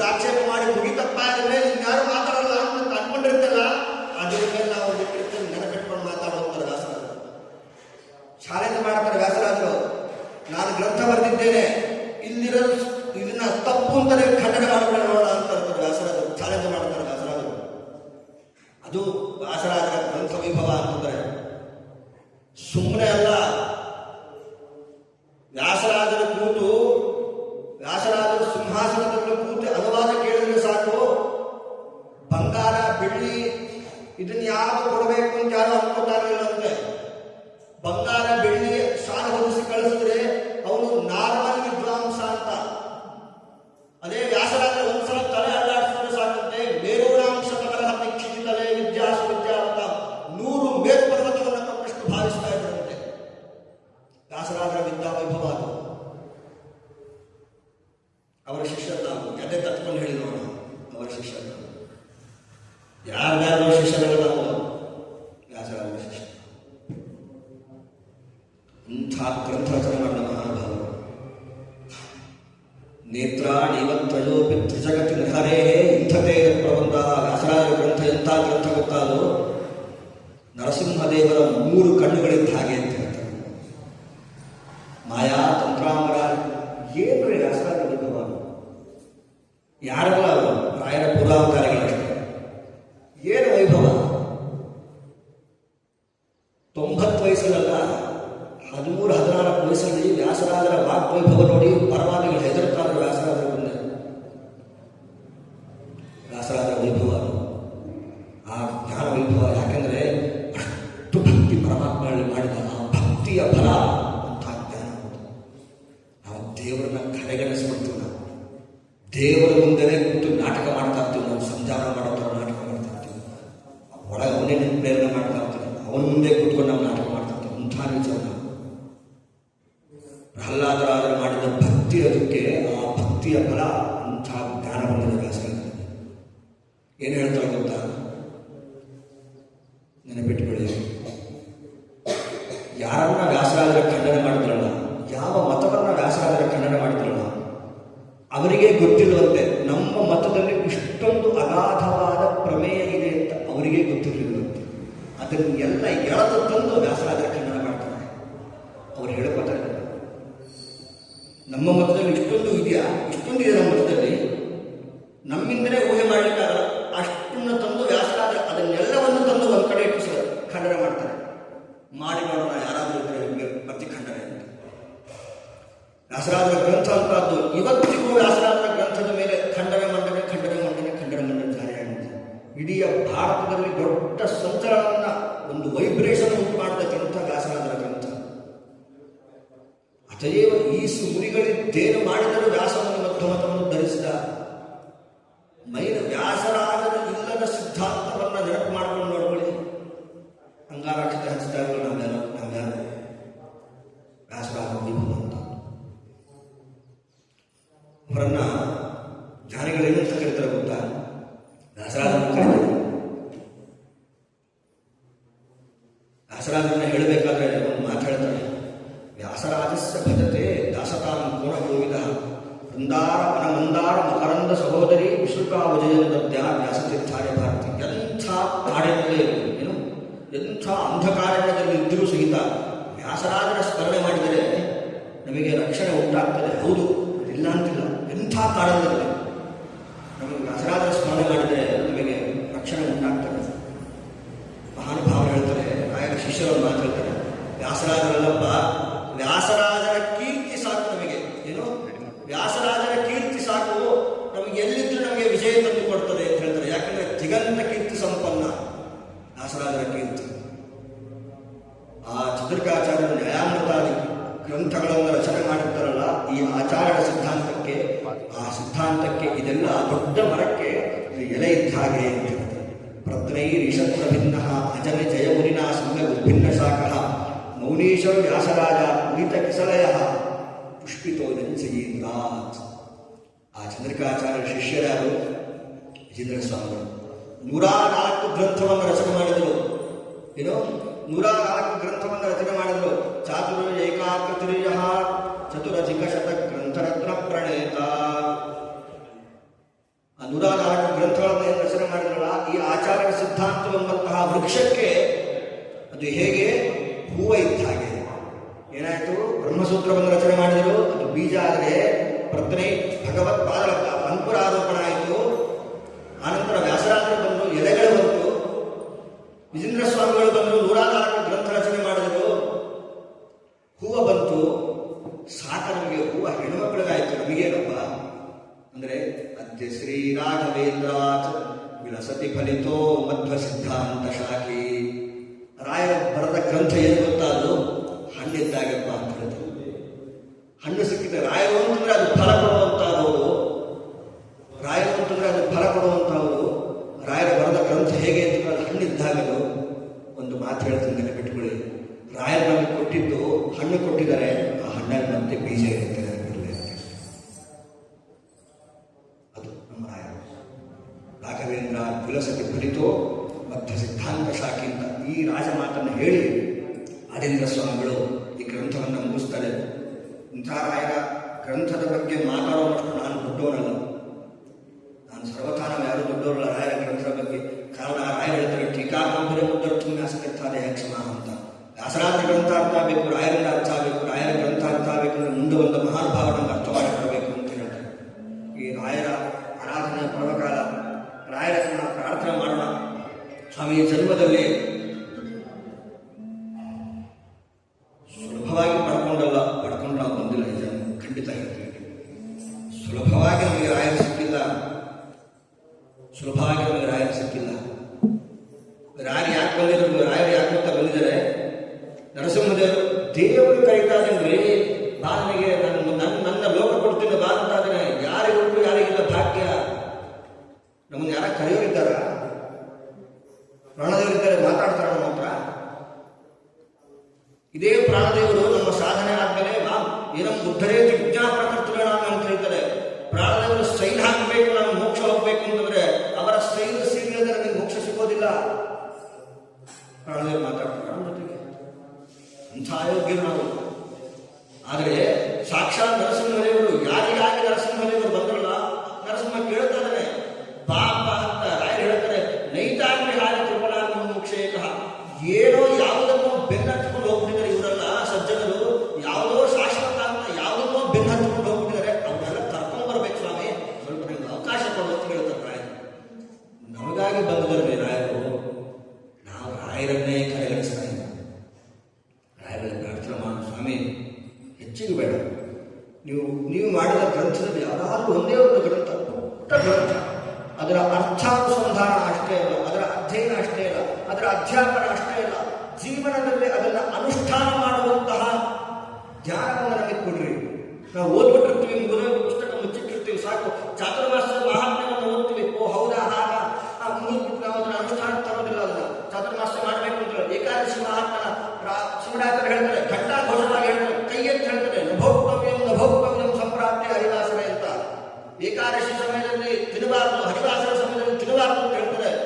ನಾವು ಓದಿ ಬುಕ್ ಮುಚ್ಚಿಟ್ಟು ಇಟ್ಟು ಬಿಡ್ತೀವಿ. ನಾವು ಅನುಷ್ಠಾನಕ್ಕೆ ತರೋದಿಲ್ಲ. ಸ್ವಾಮಿ ಅನುಷ್ಠಾನಕ್ಕೆ ತರುವಂತಹ ಜ್ಞಾನ ಕೊಡರಿಂದ ರಾಯರನ್ನು ಪ್ರಾರ್ಥನೆ ಮಾಡೋದಿಲ್ಲ. ಆರಾಧನೆ, ರಾಯರ ಆರಾಧನೆ. ಕೆಟ್ಟ ಕಾಮನೆಗಳು, ಯಾವುದಾದ್ರ ಮೇಲೋ ಆಸೆ, ಇನ್ನೇನೋ ಮಾಡಬೇಕು ಅಂತ ಆಸೆ. ಯಾರಿಗೆ ಸತ್ತ ಮೇಲೆ ಯಾರು ಬರ್ತಾರೆ ನಮ್ಮ ಜೊತೆಗೆ? ಸರ್ವಥಾ ಯಾರು ಬರೋದಿಲ್ಲ, ಶಾಶ್ವತವೇ ಅಲ್ಲ. ಯಾರು ಬರ್ತಾರೆ ನಮ್ಮ ಜೊತೆಗೆ? ಯಮದೇವರು ಕೇಳೋದು, ಅಣ್ಣಯ್ಯ ನೀನು ಪುಣ್ಯ ಮಾಡಿದೆಯಾ ಧರ್ಮ ಮಾಡಿದೆಯಾ ಅಂತ ಕೇಳ್ತಾನೆ. ನಿಮ್ಮ ಅಪ್ಪ ನಿಂಗೆ ಇಷ್ಟು ಸೈಟ್ ಮಾಡಿಕೊಟ್ರ? ನಿನ್ನ ಮಕ್ಕಳಿಗೆ ನೀವು ಸೈಟ್ ಮಾಡಿಕೊಟ್ರಾ? ಕೇಳೋದಿಲ್ಲ. ಏನು ಕರ್ತವ್ಯನೋ ಎಷ್ಟು ಮಾಡಬೇಕು ಅಷ್ಟೇ ಮಾಡಬೇಕು. ಹೆಚ್ಚಿಗೆ ಹಾರಾಡಬಾರ್ದು. ಮನೆ ಹಿಂದೆ ಬರ್ತದ, ಹುಟ್ಟ ಬಟ್ಟ ಹಿಂದೆ ಬರೋದಿಲ್ಲ, ಧರಿಸಿದ ದೇಹ ನಮ್ಮ ಹಿಂದೆ ಬರೋದಿಲ್ಲ. ಏನಷ್ಟು ಮೋಹ, ಏನಷ್ಟು ಮೋಹ, ಏನಷ್ಟು ಮೋಹ. ಮತ್ತೆ ರಾಯರು ಸಿಗೋದಿಲ್ಲ. ಶುದ್ಧ ಪುನಾಭತೀರ್ಥರ ಮಾತೇನು ಗೊತ್ತಾ? ಅಪ್ರಮೇಯ ಮತ್ತು ಶಾಸ್ತ್ರಮೇದೃಶಂ. ಶಿವರಾಚಾರ್ಯ ಶಾಸ್ತ್ರ ಅಂತ ಅನ್ನೋದು ಬಲಮೂರಿ ಶಂಖ ಇದ್ದ ಹಾಗೆ. ಇಡೀ ಮಾಧ್ವರಿಗೆ ಪದ್ಮನಾಭತೀರ್ಥರು ಆಚಾರ್ಯರಿಂದ ಪಡೆದ ಜ್ಞಾನದ ಆ ಅನುಭವವನ್ನು ನಮಗೆ ಹೇಳ್ತಾರೆ. ಆಚಾರ್ಯರ ಶಾಸ್ತ್ರ ಅಂತ ಅನ್ನೋದು ಒಂದು ಬಲಮೂರಿ ಶಂಖ ಇದ್ದಾಗಪ್ಪ ಏನಾಗ್ತದೆ ಅಂದ್ರೆ, ಬಲಮೂರಿ ಶಂಖವನ್ನು ಒಬ್ಬ ಸುಣ್ಣ ಮಾಡೋನು, ಸುಣ್ಣ ಮಾಡೋನು ಪ್ರತಿನಿತ್ಯ ಸಮುದ್ರಕ್ಕೆ ಹೋಗ್ತಾರಂತೆ. ಹೋಗಿ ಅಲ್ಲಿ ಕಪ್ಪೆ ಚಿಪ್ಪು ಇರ್ತದಲ್ಲ, ಏನು ಕಪ್ಪೆ ಚಿಪ್ಪಿಗೆ ಏನಂತಾರೆ ತಮಿಳಲ್ಲಿ? ಕಪ್ಪೆ ಚಿಪ್ಪಿನ ಏನಂತಾರೆ? ಕಪ್ಪೆ ಚಿಪ್ಪು ಮಾಡೋನು ಪ್ರತಿನಿತ್ಯ ಸಮುದ್ರಕ್ಕೆ ಹೋಗೋಣಂತೆ. ಹೋಗಿ ಸಮುದ್ರದಲ್ಲಿ ದಡದಲ್ಲಿ ಬಿದ್ದಿರೋ ಎಲ್ಲ ಕಪ್ಪೆ ಚಿಪ್ಪುಗಳನ್ನು ತಗೊಂಡ್ಬರೋದು, ಬೆಂಕಿಯನ್ನು ಹಾಕೋದು, ಸುಡೋದು, ಸುಣ್ಣ ಮಾಡೋದು. ಇದೇ ಕೆಲಸ ಅವನಿಗೆ, ಪ್ರತಿನಿತ್ಯ ಇದೇ ಕೆಲಸ. ಹೋಗೋದು, ಚೀಲ ತಗೊಂಡ್ಬರೋದು, ಸುಣ್ಣ ಮಾಡೋದು, ದುಡ್ಡು ಮಾಡೋದು. ಒಂದು ದಿವಸ ಅವನಿಗೆ ಬಲಮುರಿ ಶಂಖ ಸಿಗ್ತದೆ. ಸಮುದ್ರದ ತೀರದಲ್ಲಿ ಬಲಮುರಿ ಶಂಖ ಸಿಗ್ತದೆ. ಅವನಿಗೇನು ವ್ಯತ್ಯಾಸ ಗೊತ್ತಾಗೋದಿಲ್ಲ. ಪ್ರತಿನಿತ್ಯ ಹೇಗೆ ಕಪ್ಪೆ ಚಿಪ್ಪುಗಳನ್ನು ತರ್ತಾ ಇದ್ದ ಹಾಗೆ ಇದನ್ನು ತಗೊಂಡ್ಬರ್ತಾನೆ, ಅದನ್ನು ಹೊಡಿತಾನೆ, ಮಾಡ್ತಾನೆ. ಆದರೆ ಬಲಮುರಿ ಶಂಖನ ಹೊಡಿಬೇಕು ಅಂತ ನೋಡ್ತಾನೆ, ಹೊಡೆಯೋದೇ ಇಲ್ಲ. ನಿಜವಾದ ಬಲಮುರಿ ಶಂಖನ ಸಾಮರ್ಥ್ಯ ಏನು ಗೊತ್ತಾ? ಆನೆ ಕಾಲಲ್ಲಿ ತುಳಿಸಿದ್ರು ಅದು ಹೊಡೆಯೋದಿಲ್ಲ. ಅದು ನಿಜವಾದ ಬಲಮುರಿ ಶಂಖನ ಸಾಮರ್ಥ್ಯ. ಆನೆ ಕಾಲಲ್ಲಿ ತುಳಿಸಿದ್ರು ಅದು ಹೊಡೆಯೋದಿಲ್ಲ. ಆ ಬಲಮುರಿ ಶಂಖ ಹೊಡಿತಾನೆ ಇಲ್ಲ. ಅದು ಎಷ್ಟು ಹೊಡೆದರೂ ಹೊಡಿತಾ ಇಲ್ಲ. ಏನಪ್ಪ ಇದು, ಬೆಳಗ್ಗಿಂದ ಮಧ್ಯಾಹ್ನ ತನಕ ಇದೇ ಆಗೋಯ್ತಲ್ಲ, ಇಷ್ಟೊತ್ತಿಗೆ 3-4 ಚೀಲ ಸುಣ್ಣ ಮಾಡ್ತಾ ಇದ್ದೆ, ಏನೂ ಆಗಿಲ್ಲ. ಇವತ್ತು ದೊಡ್ಡ ಕಲ್ಲು ತಗೊಳ್ತಾನೆ, ಬಲಮುರಿ ಶಂಕನಿಟ್ಟು ಜೋರಾಗಿ ಅದ್ರ ಮೇಲೆ ಹಾಕ್ತಾನೆ, ಬಳಸಿ ಅದ್ರ ಮೇಲೆ ಹಾಕ್ತಾನೆ. ಠನ್ ಅಂತ ಸೌಂಡ್ ಬರ್ತದೆ. ಹೊಡೆದೋಗಿದೆ ಅಂತ ತೆಗೆದು ನೋಡ್ತಾನೆ, ಹೊಡೆದೇ ಇರೋದು. ಇದನ್ನು ತಗೊಂಡು ವೇಸ್ಟ್ ಆಯಿತು, ತಗೊಂಡು ಬೀದಿಗೆ ಬಿಸಾಕ್ಬಿಡ್ತಾನೆ. ಇದನ್ನ ಇಟ್ಕೊಂಡು ಬೆಳಗ್ಗಿಂದ ಟೈಮ್ ವೇಸ್ಟ್ ಮಾಡಿದ್ರೆ ಸಮಯ ವ್ಯರ್ಥ ಆಗೋದು. ಯಾಕಿದು ಬೇಕು ಅಂತ ಪದ್ಮನಾಭ ಆ ಬಲಮುರಿ ಶಂಕರೇ ಶ್ರೀಮದಾಚಾರ್ಯ ಶಾಸ್ತ್ರ ತಗೊಂಡೋಗಿ ಬೀದಿಗೆ ಹಾಕಿದ. ಇದರಿಂದ ದುಡ್ಡು ಬರೋದಿಲ್ಲ ಅಂತ ಬೀದಿಗೆ ಹಾಕಿದ. ಯಾರೋ ಬೀದಿಲಿ ಬರೋದು ನೋಡೋದು, ಏನಪ್ಪ ಇದು ಹೊಸದಾಗಿದೆ ಈ ಶಂಕ. ಇದು ಬಲಮುರಿ ಶಂಕೆ ಎಲ್ಲ ಶಂಕಗಳು ಎಡಭಾಗದಲ್ಲಿ ಮುಖ ಇರ್ತಿದೆ, ಬಲಭಾಗದಲ್ಲಿದೆಲ್ಲ ಅಂತ ಏನೋ ವಿಶಿಷ್ಟತೆ ಇದೆ ಇದರಲ್ಲಿ ಅಂತ ತಗೊಂಡು ಏನು ಮಾಡ್ತಾರೆ, ತನ್ನ ಚೀಲದೆಲ್ಲ ಹಾಕೊಂಡು ಹೋಗ್ತಾರೆ. ಅಂಗಡಿಯಲ್ಲಿ ಕೇಳ್ತಾನೆ ಎಷ್ಟಿದು ದುಡ್ಡು ಅಂತ. ಅಂಗಡಿಯವ್ರು ಹೇಳ್ತಾನೆ ಒಂದಿಷ್ಟು ರೇಟ್ ಹೇಳ್ತಾನೆ ಅದಕ್ಕೆ. ಇದು ಶಂಖ ಬ್ರಾಹ್ಮಣರ ಹತ್ರ ಇರ್ತದೆ, ಬ್ರಾಹ್ಮಣರ ಮನೆಗೆ ಹೋಗೋಣ, ಅವರೇನಾದ್ರು ದುಡ್ಡು ಕೊಡ್ತಾರೆ. ಬ್ರಾಹ್ಮಣರ ಮನೆಗೆ ಹೋಗ್ತಾರೆ, ಕೊಡಪ್ಪ ಅಂತ ಹೇಳ್ತಾರೆ. ಏನು ಬಡ ಬ್ರಾಹ್ಮಣರು ಎಷ್ಟು ಕೊಟ್ಟಾರ? ಅವ್ರ ಮನೆಗೆ ಹೋಗಿ ಯಾವುದು ಬೇಡ, ಅಂಗಡಿ ಬೇಡ, ಯಾವ ಮಾಲ್ ಬೇಡ, ಯಾವ ಬ್ರಾಹ್ಮಣರ ಮನೆ ಬೇಡ, ನೇರ ಈ ದೇಶದ ರಾಜನ ಹತ್ರ ಹೋಗೋಣ. ರಾಜನ ಹತ್ರ ಹೋಗ್ತಾನೆ, ತೋರಿಸ್ತಾನೆ ರಾಜನ ಹತ್ರ. ನೋಡಪ್ಪ, ಒಂದು ಶಂಖ ಇದೆ, ದುಡ್ಡು ಕೊಡಬೇಕು ಅಂತ ಹೇಳ್ತಾನೆ. ತಗೊಳ್ತಾನೆ. ಆ ಬೀದಿಗೆ ತಗೊಂಡು ಆ ಶಂಖವನ್ನು ತಗೊಂಡು ಹೋಗ್ತಾನೆ. ರಾಜ ಅದನ್ನ ಮೆರವಣಿಗೆ ಮಾಡಿ ಸ್ವಾಗತ ಮಾಡ್ತಾನೆ. ರಾಜ ಅದನ್ನ ಪಲ್ಲಕ್ಕಿಲಿಟ್ಟು ಆ ಬಲಮುರಿ ಶಂಖವನ್ನು ತನ್ನ ರಾಜ್ಯಕ್ಕೆ ಬರಮಾಡ್ಕೊಳ್ತಾನೆ. ತಗೊಂಡೋಗಿ ರೂಮಲ್ಲೆಲ್ಲ ದೇವರ ಮನೆಯಲ್ಲಿ ಪೂಜೆ ಮಾಡ್ತಾನೆ. ಅದನ್ನು ಎಂಥ ಶಂಖ ಬಂದಿದೆ ನಮ್ಮ ಮನೆಗೆ, ಸಾಕ್ಷಾತ್ ಮಹಾಲಕ್ಷ್ಮೀ ದೇವರು ನಮ್ಮ ಮನೆಗೆ ಬಂದಿದ್ದಾರೆ ಅಂತ ಹೇಳಿ ಅದನ್ನು ತಗೊಂಡೋಗಿಡ್ತಾನೆ. ಅವನು ಚೀಲ ತಂದಿರ್ತಾನೆ, ಚೀಲ ತುಂಬ ಬಂಗಾರ ತಂದು ಕಳಿಸ್ತಾನೆ. ಇದೇ ಬಲಮುರಿ ಶಂಖವನ್ನ ತಗೊಂಡವರೇ ಪೂಜೆ ಮಾಡಿದರೆ ಅವನೇ ರಾಜನಾಗ್ತಾ ಇದ್ದ. 2 ರೀತಿಯ ರಾಜ ಆಗ್ತಾ ಇದ್ದ. ಜ್ಞಾನವೂ ಬರ್ತಾ ಇತ್ತು, ಲೌಕಿಕ ಸಂಪತ್ತು ಬರ್ತಾ ಇತ್ತು. ಅವನೇನ್ ಮಾಡ್ದ, ತಗೊಂಡು ಹೋದ, ರಾಜನಿಗೆ ಕೊಟ್ಟ, ಮಾರ್ದ, ಒಂದಿಷ್ಟು ಬಂಗಾರ ತಗೊಂಡ, ಇಟ್ಕೊಂಡ, ಮಾರ್ದ, ಚಂದ. ಪದ್ಮನಾಭ ತೀರ್ಥರು ಹೇಳ್ತಾರೆ ನೋಡಿ, ಶ್ರೀಮದ್ ಆಚಾರ್ಯರ ಶಾಸ್ತ್ರವನ್ನು ಕಡೆಗಣಿಸಿ ನೀವೇನಾದರೂ ಹೋದ್ರೆ ಆ ಬಲಮುರಿ ಶಂಖವನ್ನು ಮಾರಿ ಬಂಗಾರ ತಗೊಂಡು ಹೋದಲ್ಲ, ಅವನ ಪರಿಸ್ಥಿತಿ ನಿಮಗೆ ಬರ್ತದೆ. ನೆನಪಿಟ್ಟುಕೊಳ್ಳಿ, ಇಲ್ಲಿ ಬಂಗಾರ ಸಿಗ್ತದೆ, ಜ್ಞಾನ ಬರೋದಿಲ್ಲ. ಅಂಥದ್ದು ಶ್ರೀಮದ್ ಆಚಾರ್ಯರ ಶಾಸ್ತ್ರ ಅಂತ ಇಡೀ ಮಾಧ್ವರಿಗೆ ಉಪದೇಶ ಮಾಡ್ತಾರೆ. ಅಂಥ ಜ್ಞಾನ ಇವತ್ತಿಗೂ ನಮಗೆ ದ್ವಾದಶ ಸ್ತೋತ್ರ, ಶ್ರೀಮದಾಚಾರ್ಯ ದ್ವಾದಶ ಸ್ತೋತ್ರ, ಆಯುಸ್ಮೃತಿ, ಆಚಾರ್ಯರ ಅಭ್ಯುಜಯ, ಸಮಗ್ರ ಶ್ರೀಮದಾಚಾರ್ಯರ ವಿಜಯ ಗಾಥೆಯನ್ನು ಸಾರುವಂತಹ ಗ್ರಂಥ ಅದು. ಯಾರಿಗೊಟ್ರಿ ಆಚಾರ್ಯರ ಬೇರೆ ಬೇರೆ ಕಡೆ ಹೋಗಿ ನೋಡ್ಕೊಂಡು ಬನ್ನಿ, ಗೊತ್ತಾಗ್ತದೆ. ಅಷ್ಟು ಶುದ್ಧವಾಗಿ ನಮಗೆ ಸಿಗೋದಿಲ್ಲ ಅವರಿಗೆ. ನಮಗೆ ಶುದ್ಧವಾಗಿ ಮಧ್ವವಿಜಯ ಸಿಗ್ತಾರೆ, ಟೀಕಾಯನ ಗ್ರಂಥ ಸಿಗ್ತಾರೆ. ಅದೆಲ್ಲ ಅರ್ಥ ಆಗಿಲ್ಲ ಅಂತ ದಾಸರಾಯರು ಬಂದು ಹೇಳಿ ಹೋಗಿದ್ದಾರೆ ನಮಗೆ. ಇಷ್ಟು ಮೂಢರಾಗಿದ್ದಾರಲ್ಲಪ್ಪ, ಅರ್ಥ ಮಾಡ್ಕೊಳ್ಳಿ ಅಂತ ಬಂದು ಹೇಳಿ ಹೋಗಿದ್ದಾರೆ. ಯಾರಿಗೆ ಸಿಗ್ತಾರೆ? ಇಷ್ಟು ಶುದ್ಧವಾಗಿ ಸಿಗ್ತಾರೆ. ಇನ್ನು ಸ್ವಲ್ಪ ದಿವಸಗಳಾಯ್ತು, ಇದೆಲ್ಲ ಹೋಗ್ತಾ ಇರ್ತದೆ. ಎಷ್ಟೋ ಜನ್ಮದ ಪುಣ್ಯದಿಂದ ಈ ಜನ್ಮ ನಮಗೆ ಸಿಕ್ಕಿದೆ, ಏನಾದರೂ ಸಾರ್ಥಕ ಮಾಡಿಕೊಳ್ಳಿ ಅಂತ ಅವರು ಹೇಳ್ತಾ ಇದ್ದಾರೆ. ಸಾರ್ಥಕ ಮಾಡಿಕೊಳ್ಳುವಂತಹ ಬದುಕು ರಾಯರಲ್ಲಿ ಕೊಡಲಿ ಅಂತ ಪ್ರಾರ್ಥನೆ ಮಾಡ್ತಾ, 2 ಮಾತುಗಳು ಏನು ಹೇಳಿದ್ದಲ್ಲ, ರಾಯರ ಆರಾಧನೆ ದಿವಸ ಎಲ್ಲವೂ ಸಹಿತ ರಾಯರ ಅಂತರ್ಗತರಾಗಿರ್ತಕ್ಕಂತಹ ಪರಮಾತ್ಮನ ಪದಾರಗಳಲ್ಲಿ ಸಮರ್ಪಣೆ ಮಾಡ್ತಾ ಇದ್ದೇನೆ. ನಮ್ಮ ರಾಯರ ಆರಾಧನೆ ಅಂತ ಅನ್ನೋದು ಬರೀ ಅಲಂಕಾರ ಹಸ್ತೋಕ್ಕೆ ಸೀಮಿತ ಆಗಬಾರ್ದು. ನೆನಪಿಟ್ಕೊಳ್ಳಿ, ರಾಯರ ಆರಾಧನೆ ಅಲಂಕಾರ, ಬಂದ್ವಿ ಉಂಡ್ವಿ ಹೋದ್ವಿ, ಆ ಪ್ರದಕ್ಷಿಣೆ ಹಾಕಿ ರಾಯರಿಗೆ ಭಕ್ತಿಯಿಂದ ಪ್ರದಕ್ಷಿಣೆ ಹಾಕಿ. ತೀರ್ಥಯಾತ್ರಾ ಫಲಾವಾಪ್ತೆ ಯಥಾಶಕ್ತಿ ಪ್ರದಕ್ಷಿಣೆ ಅಂತ ರಾಯರ ಸೂತ್ರ ಹೇಳಿದಾಗಿದೆ.